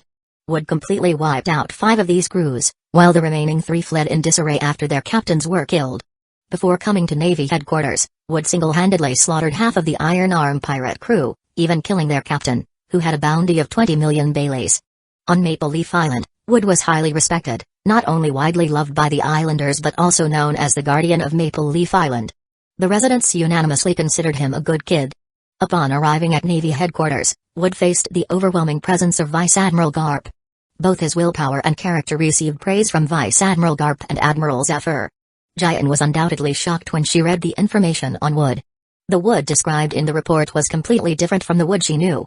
The Wood in the report was extraordinarily talented, with exceptional willpower and impeccable character for someone his age. But the Wood she knew? His grades were mediocre at best, and he was extremely timid and cowardly. As for his character, calling him unethical wouldn't be too far off. The gap between the report and reality was so large that Giant even considered the possibility of having the wrong person. However, there was only one person named Wood in the entire Navy Academy who matched the age and other details. It was clear that a person couldn't have 2 completely different personalities. Either Wood had a split personality, or he was deliberately hiding his true self. Wood had lived on Maple Leaf Island for over a decade, with little change in his personality during that time. It was only after arriving at Navy headquarters that he became the way he was now. So, the explanation was simple: Wood's mediocre grades and his lack of character were all part of an act he had carefully crafted. Jian didn't know why Wood was doing this, but she understood that everyone has their own secrets. She didn't feel the need to pry into his motives, as long as his true nature wasn't malicious. To verify the accuracy of the intelligence, Jian had secretly tested Wood several times, discovering that his strength, reflexes, and speed were all far beyond what she had expected. And as a fellow swordsman, despite Wood's efforts to conceal his aura, Jian could still faintly sense the presence of a sword hidden within him. When Jian first met Wood and saw him as a rival, it wasn't without reason. Although Wood's shooting scores weren't the best at the time, Jian had still taken an interest in him. Now that she thought about it, it was probably due to the aura he emanated. When one swordsman encounters another, no matter how well one of them hides their strength, there's no mistaking the feeling of having met a worthy opponent. Jian didn't understand why Wood was hiding his true strength, but she believed that as long as Wood stayed at the Navy Academy, they would eventually have a chance to face each other. After all, the advanced training for Navy officers included combat courses. No matter how well Wood hid his abilities, Jian was confident that she could force him to reveal his true power. That was her original plan, but as a year passed, even during the final assessment, Wood still only achieved average scores. He even submitted a graduation application, intending to become an ordinary Navy soldier. That was when Jian finally couldn't sit still anymore. In her mind, Wood should have at least shown some of his strength during the final assessment and ended up being selected as an elite to stay for further training. However, this guy, despite his considerable abilities, had chosen to become a mere Navy soldier with no ambition. Since the anticipated swordsman duel hadn't happened yet, Jian wasn't about to let Wood escape. Moreover, she believed that with his strength, becoming an ordinary Navy soldier would be a waste of his talent, so she informed Tsaru about the situation and asked for her help. This explained why the Navy captain had received orders from both Zephyr and Tsaru to ensure that Wood stayed. Jian, you really think too highly of me. Those three lying over there, their scores are far better than mine. If it's about shooting or artillery, I might have a bit of confidence. But if it's hand-to-hand combat, a weakling like me wouldn't stand a chance against even one of them, let alone all three. Hearing Wood's words, Jian's expression was one of disdain. With his level of shooting and artillery skills, he still had the nerve to claim he was confident. There's no need to pretend to be an innocent little rabbit in front of me. If you didn't have the strength, I wouldn't have gone out of my way to ask someone to keep you here. So it was you. I was wondering how, with my mediocre scores, I ended up being considered an elite and kept here. So it was your doing. We had no grudges in the past, and I just wanted to be a regular Navy soldier. Why did you have to make things difficult for me? Hearing Jian's words, Wood, who had been feigning innocence, suddenly looked enlightened and frustrated. It wasn't Zephyr after all. It was Jian who had caused his trouble. Because I haven't defeated you yet, and your strength is truly formidable, isn't it? Even before entering the Navy Academy, you had already killed a pirate with a 20 million Bailey bounty. With such credentials, even if I hadn't intervened, do you think Admiral Zephyr would have let you become an ordinary Navy soldier? Jian's words were said without much intent, but they hit Wood deeply. His expression didn't change much, but the two youngsters next to him were already shocked. Hina was one thing, but Smoker, with his bruised and swollen face, looked at Wood with an expression of disbelief. He simply couldn't fathom how someone so shameless could actually be such a powerful individual. Chapter 29, Wood, the disgraced Navy trainee. Although Logue Town, where Smoker was born, had a great reputation, it was located in the East Blue, often referred to as the weakest sea. With an average bounty of 3 million Baileys, a 20 million Baileys bounty was considered a big deal in Smoker's eyes. Yet, before even entering the Navy Academy, Wood had already possessed the ability to single-handedly defeat such a figure. Although Wood was older than Smoker at the time, he couldn't have been much older. Hina understands now. This Wood must be like Hina, a devil fruit user. Hina remarked. At a similar age to Smoker, Hina had relied on her strength to enter the Navy Academy, while Smoker had relied on his determination and ambition. Or more accurately, Hina relied on the power she gained from her devil fruit. Although devil fruits were said to be cursed by the sea, there's no denying that they granted immense and mysterious powers. Even a child or an elderly person with no physical strength could become a powerful figure on the sea if they consumed a powerful devil fruit. Moreover, devil fruits were rare, and even on the black market, they could fetch prices in the billions of Baileys. Hina was a Parimsha-type devil fruit user, possessing the cage fruit, which allowed her to generate iron bars to trap enemies, block ships, or even create iron spears for long-range attacks. The cage fruit was not considered particularly strong among the Parimsha-type fruits, but it wasn't weak either. After all, the power of a devil fruit depended greatly on how its user developed and utilized it. And there's no denying that devil fruit users, aside from their inability to swim, had an innate advantage over most ordinary people. The same was true for Hina, who, despite being a young girl, was already capable of defeating most people in the Navy Academy. It was a good thing when a devil fruit user decided to join the Navy, which is why Hina became a student at the Academy. And due to her being one of the few female students, she was assigned to share a dorm with Jian. Given that Wood had defeated a pirate with a bounty of 20 million Baileys at such a young age, Hina naturally assumed that Wood, like her, possessed an innate advantage as a devil fruit user.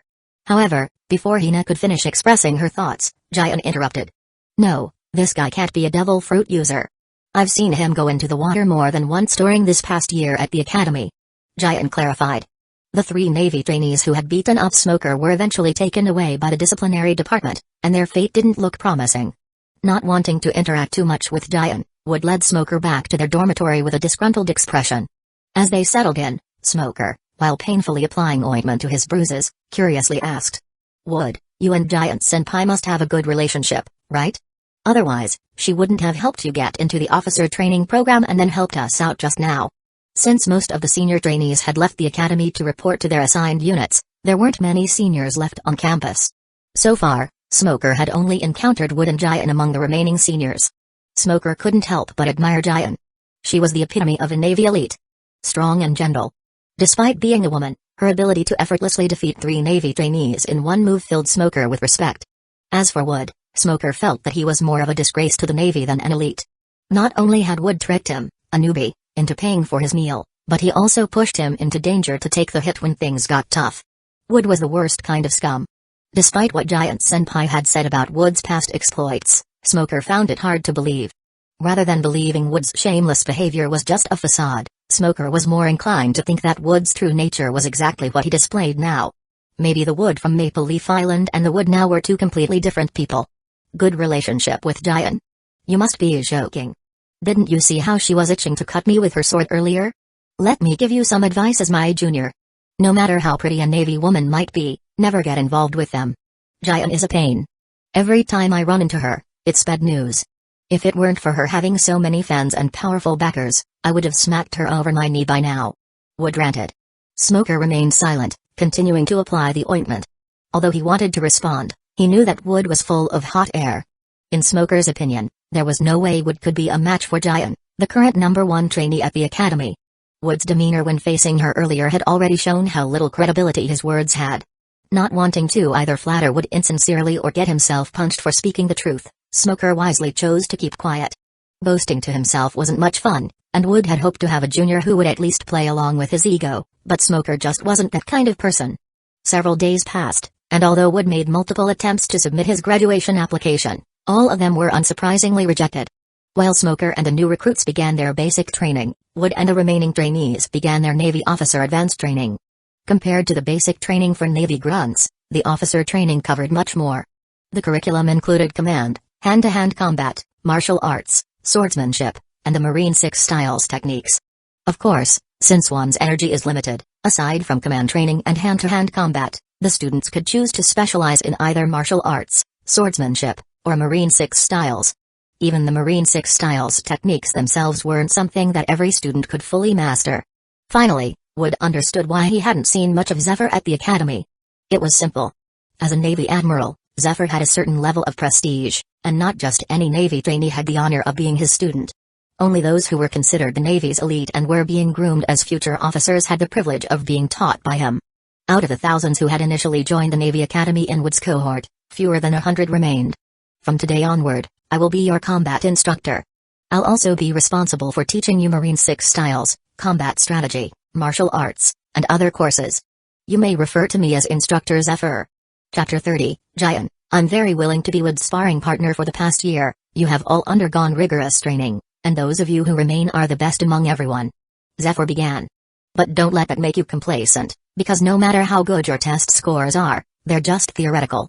Today is your first class, and we won't be doing anything fancy.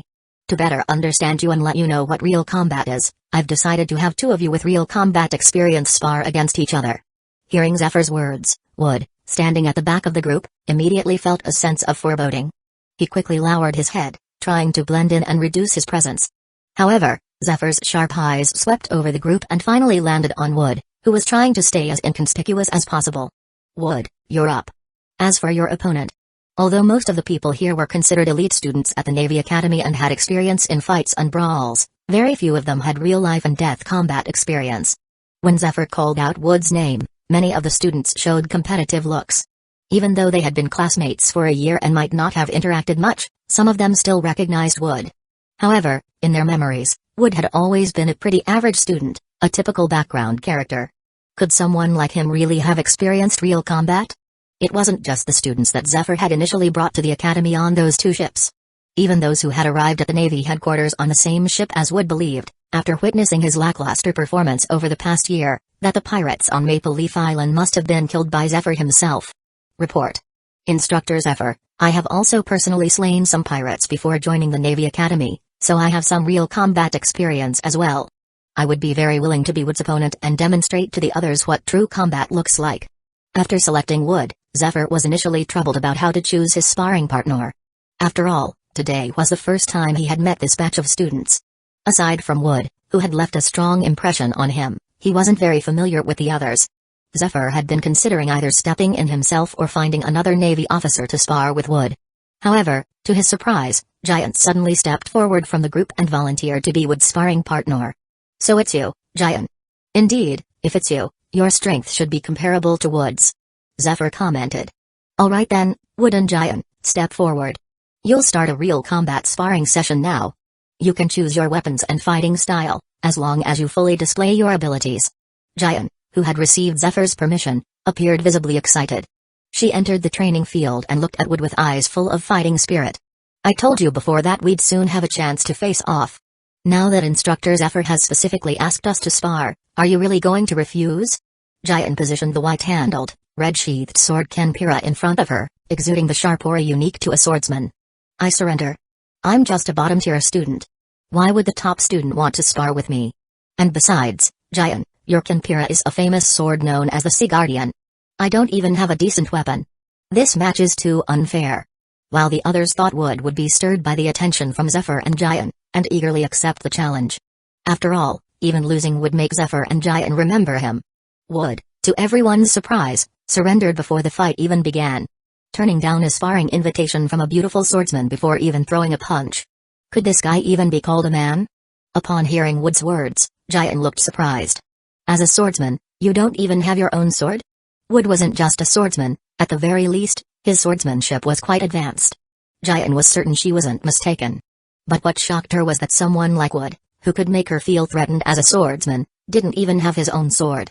Of course not. Do you think famous swords are as common as cabbages?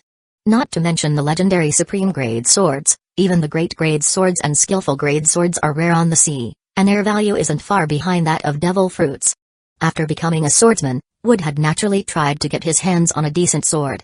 He even explored the markets during breaks to understand the situation, only to find that famous swords were incredibly scarce. Even if they were available, they were far beyond his financial means. Wood didn't have a sword of his own, and using Kenpira would definitely give Giant an unfair advantage.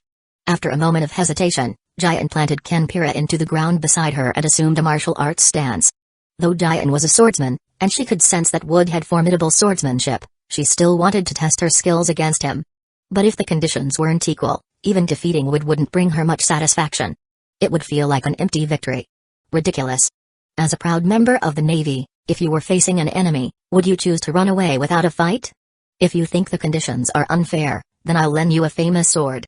But if you come up with another excuse to surrender, I'll show you just how serious the consequences of disrespecting the Navy are. Zephyr was deeply devoted to the Navy, and that was why he continued to pursue justice in his own way, even after losing his family. Wood had been one of the students Zephyr had high hopes for, and he wanted Wood to become one of the Navy's finest. But Wood's recent behavior had left him somewhat disappointed. The Navy was the strongest force on the sea and controlled most of the sea's resources. In the Navy headquarters storage, there were indeed precious items like devil fruits and famous swords.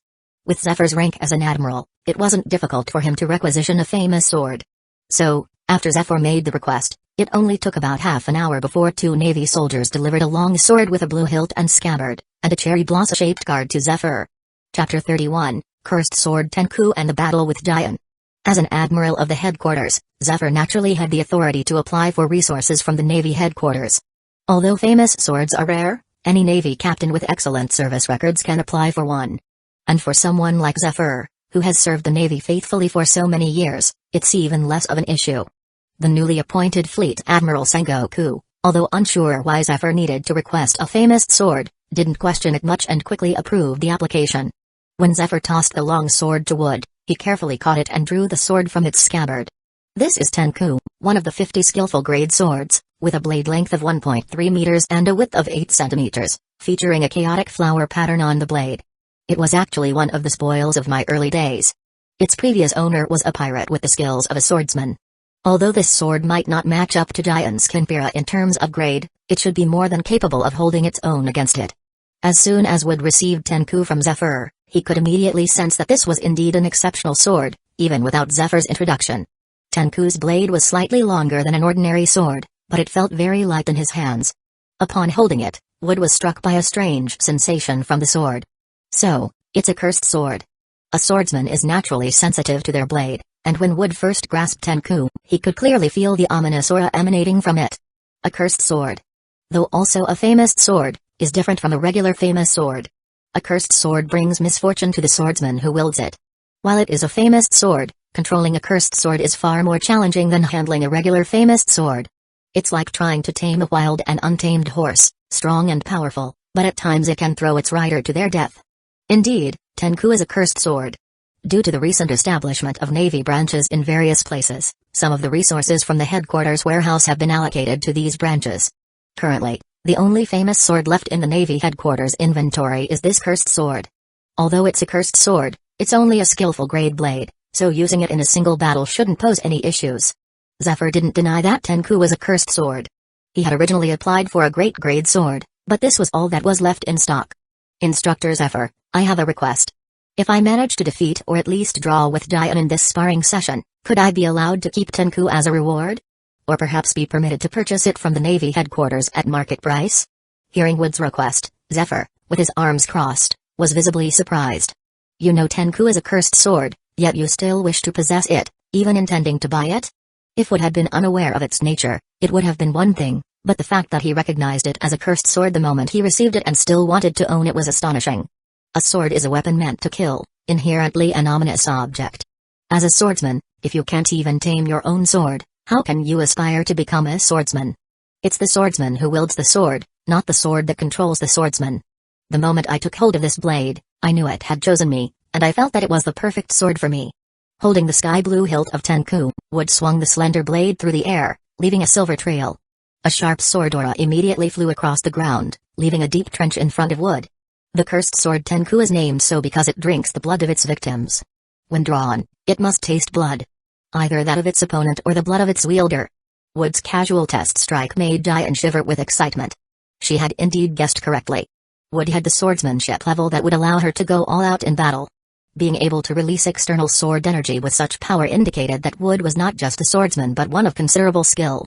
Without waiting for Zephyr to announce the start of the sparring, Giant, unable to contain herself, immediately drew her Kinpira and, in a flash, appeared right in front of Wood.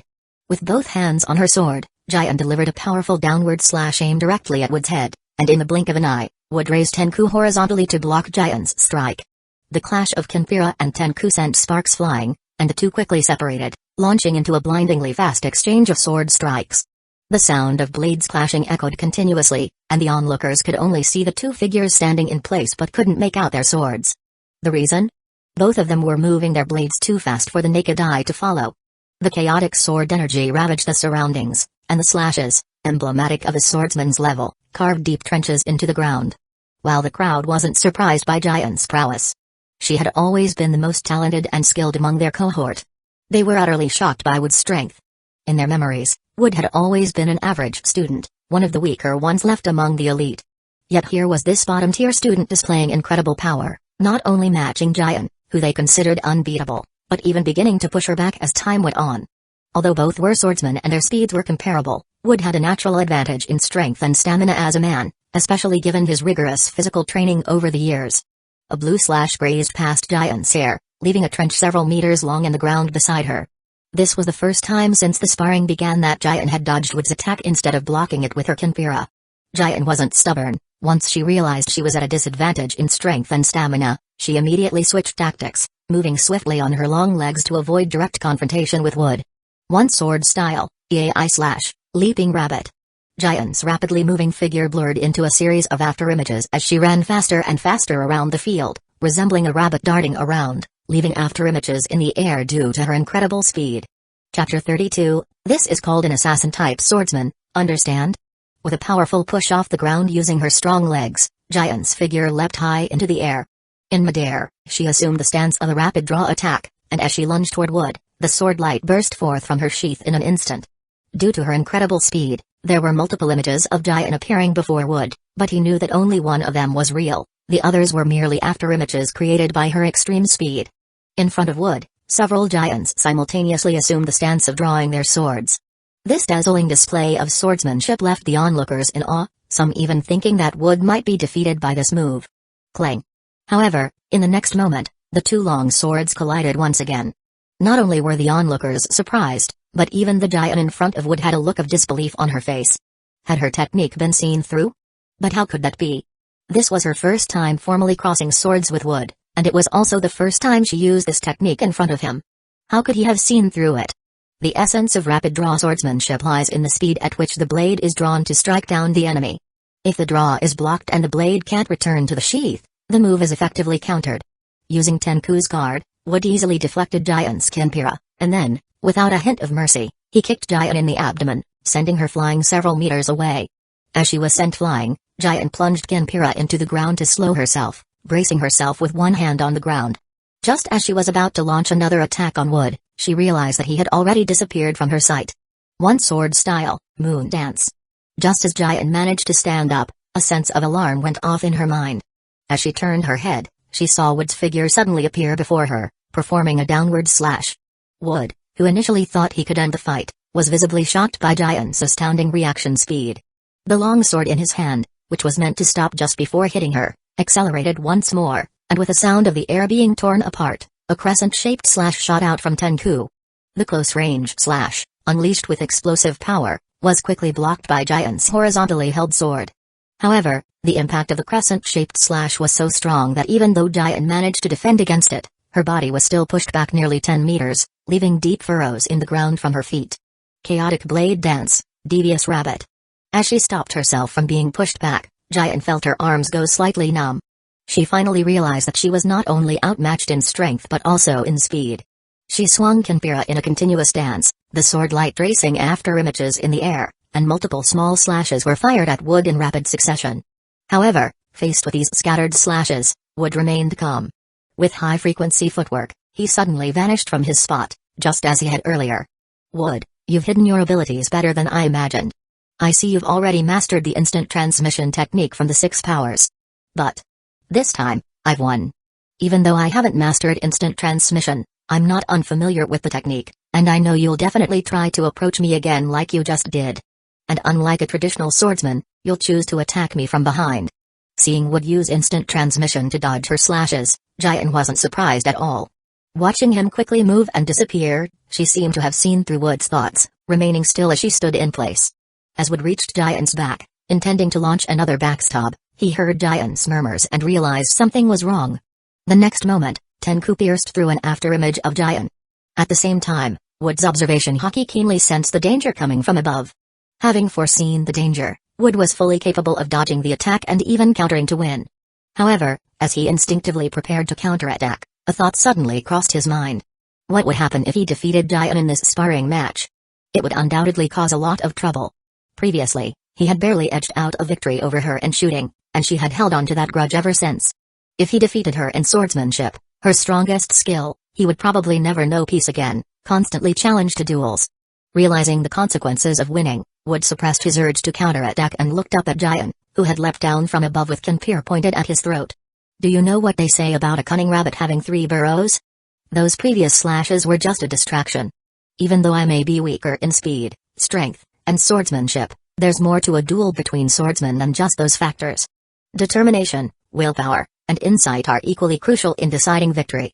Because I know you well, I knew that someone like you would disregard the honor of a swordsman and attempt to backstab. Having won this sparring match, Giant felt as refreshed as drinking an ice-cold soda on a sweltering summer day. Since meeting Wood, she had been outdone time and time again. This was the first time she had the opportunity to lecture him so openly. "What do you mean, disregarding the honor and dignity of a swordsman? I'm an assassin-type swordsman, okay?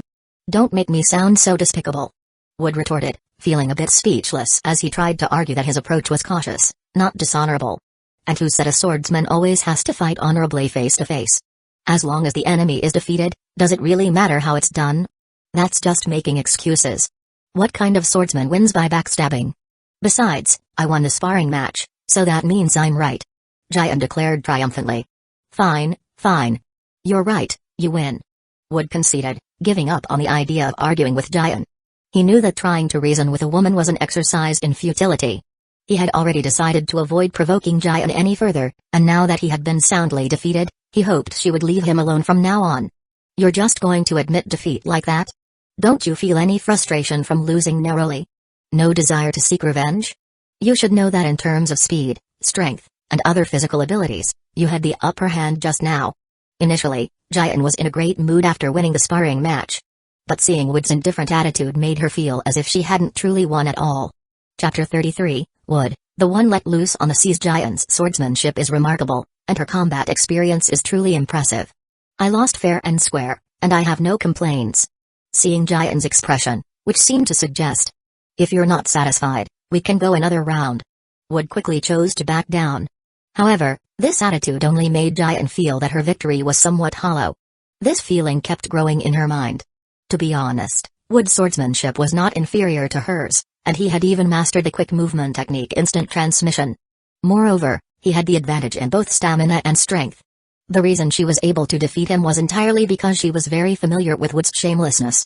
If the two of them were meeting for the first time, and if the sparring match had been a real life and death battle, would she still have been able to win? Of course not. Although she had won, it was purely due to luck. Thinking about this made Jian feel somewhat dissatisfied again. Just as she was about to find an opportunity to challenge Wood to another match, she realized that this carefree guy had already run over to teacher Zephyr, eagerly trying to please him.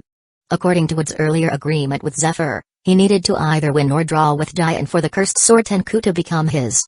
However, for various reasons, Wood felt that provoking Jian would only give him more headaches, so in the end, he lost the match. With the strength you just displayed, you should have been able to defeat Jian. And you clearly care about Tenku, yet you deliberately lost. Zephyr, being a Navy admiral, saw Jian and Wood's skills as impressive, but still viewed them as rookies in his eyes. Wood's final actions might have fooled others, but they didn't escape Zephyr's notice. With his sharp eyes, Zephyr could easily see that whether it was Jian's bunny hop or her final counterattack, Wood's body reacted even before his mind did. The only explanation for this was observation hockey. It was also this that surprised Zephyr during the match. Based on Zephyr's understanding of Wood's abilities, he initially thought Wood wasn't a match for Jian. But he never expected that in just 1 year, Wood's growth would be so astonishing. Not only had he mastered instant transmission from the 6 powers, but he had also learned to perform external sword slashes and had awakened observation hockey. Mastering instant transmission is one thing. With systematic training, most people can learn this technique. But sword slashes and observation hockey are different. They can't be learned just through training. They require talent, insight, and a lot of combat experience. And Wood, like most others, had probably only been taking basic courses and doing physical training at the Navy Academy during this past year, right? This kid isn't even 18 yet. At that age, Zephyr himself had only just entered the Navy Academy. And in just 1 year of basic training, Wood had grown this much. With another year of advanced training and Zephyr's personal guidance, this kid might soar to new heights. You wanted to get Tenku, but you deliberately lost the sparring match. This means that something, or someone, matters more to you than Tenku, right? As far as I know, quite a few people are pursuing Jian, and you're younger than her. Before Zephyr could finish, Wood quickly interrupted, insisting that things weren't the way Zephyr imagined. But Wood couldn't directly say that he found Jian troublesome, so after hesitating for a long time, he ended up saying nothing at all. Seeing Wood's awkwardness, Zephyr gave him a knowing smile. Young love is often like this, Zephyr thought, recalling his own youth. To save Wood from further embarrassment, Zephyr tactfully changed the subject and looked at the cursed sword in Wood's hand. A promise is a promise. Since you didn't win the match, I can't give you Tenku as a reward. But given your impressive growth over the past year, and since you haven't disappointed me, I'll allow you to buy Tenku at market price. Wood, who had been disappointed by the first half of Zephyr's words, was suddenly overjoyed by the second half. If it were a regular quality sword, Buying it at market price would have been impossible for someone like Wood. But while cursed swords are still famous blades, their ominous reputation makes them less sought after by swordsmen, meaning their market price is much lower. Zephyr's offer to sell Tenku at market price was practically a gift. After the sparring match between Wood and Jian, the arrogance of the other so-called Navy elites who had been selected to stay at the academy had significantly diminished. As the top students left behind at the Navy Academy, they knew they were being trained as future Navy officers, and with the arrogance of youth, some level of self-satisfaction was inevitable. However, after witnessing Wood and Jian's battle, they finally understood that they had no right to be arrogant. Whether it was Wood or Jian, despite being around the same age as them, or even younger, the strength they displayed was enough to defeat them effortlessly. After Wood and Jian's match, the others were also required to pair up for their own sparring matches, but as Zephyr had predicted, the results were as expected. These so-called Navy elites, despite their excellent physical fitness and theoretical knowledge, turned out to be nothing more than show-offs when it came to actual combat. Fearing that staying any longer would lead to more questions about his abilities or further entanglement with Jian, Wood used the excuse of feeling unwell due to the cursed sword to ask Zephyr for early leave. Back at the dorm, Wood admired Tenku lovingly while removing the heavy training weights he had been wearing. Whether it was martial arts, swordsmanship, or the 6 powers, the Navy Academy had experts in each field to train the students. Over the course of a year, these Navy elites could choose one area to specialize in for systematic training, and each month there would be a large-scale combat drill. In the beginning, these drills were just internal battles among the students, but by the middle of the year, Zephyr would even personally take them out to sea to hunt down pirates. Of course, Zephyr was just there as insurance. Even if they encountered pirates, he generally wouldn't step in, letting the students handle the enemies themselves. As graduation approached, Zephyr didn't even accompany them on missions anymore, leaving it to Wood and the others to venture out to sea and engage pirates on their own. Being in the first half of the Grand Line, the pirates weren't particularly strong, but in any battle, casualties were inevitable. To become a Navy officer, especially one who could command others in battle, you needed both strategic skills and the courage to remain calm under pressure. Chapter 34, Finally graduating from the Navy Academy. In the year 1503 of the Sea Circle calendar, after being forced to spend an extra year in the Navy Academy, Wood finally reached the moment of graduation. During this year, apart from his sparring match with Jian, Wood continued to keep a low profile as always. Under the systematic training of the year, Wood mastered paper drawing, finger gun, and tempest kick. As for moonwalk and iron body, Wood self-taught them in the mountains through extra training on his own. So, everyone, including Zephyr, believed that Wood had only mastered 4 of the 6 powers: paper drawing, finger gun, tempest kick, and instant transmission. When in reality, he had mastered all 6. Even mastering just 4 of the 6 powers placed him among the top students. After all, in just 1 year, only one person in his class had mastered all 6 techniques: Jian. The young woman was particularly displeased by how Wood had used instant transmission to outmaneuver her during their sparring match, so she initially chose the Navy's 6 powers as her focus. In addition to training in the 6 powers, Wood also took up some martial arts combat training during the year. When Zephyr and Jian learned that Wood had chosen martial arts instead of swordsmanship, they were both surprised. From Jian's perspective, Wood's choice was entirely misguided. At his age, becoming a sword master already indicated that Wood had exceptional talent in swordsmanship. The proper path would have been to continue refining his swordsmanship to advance even further. Yet, he chose to study martial arts.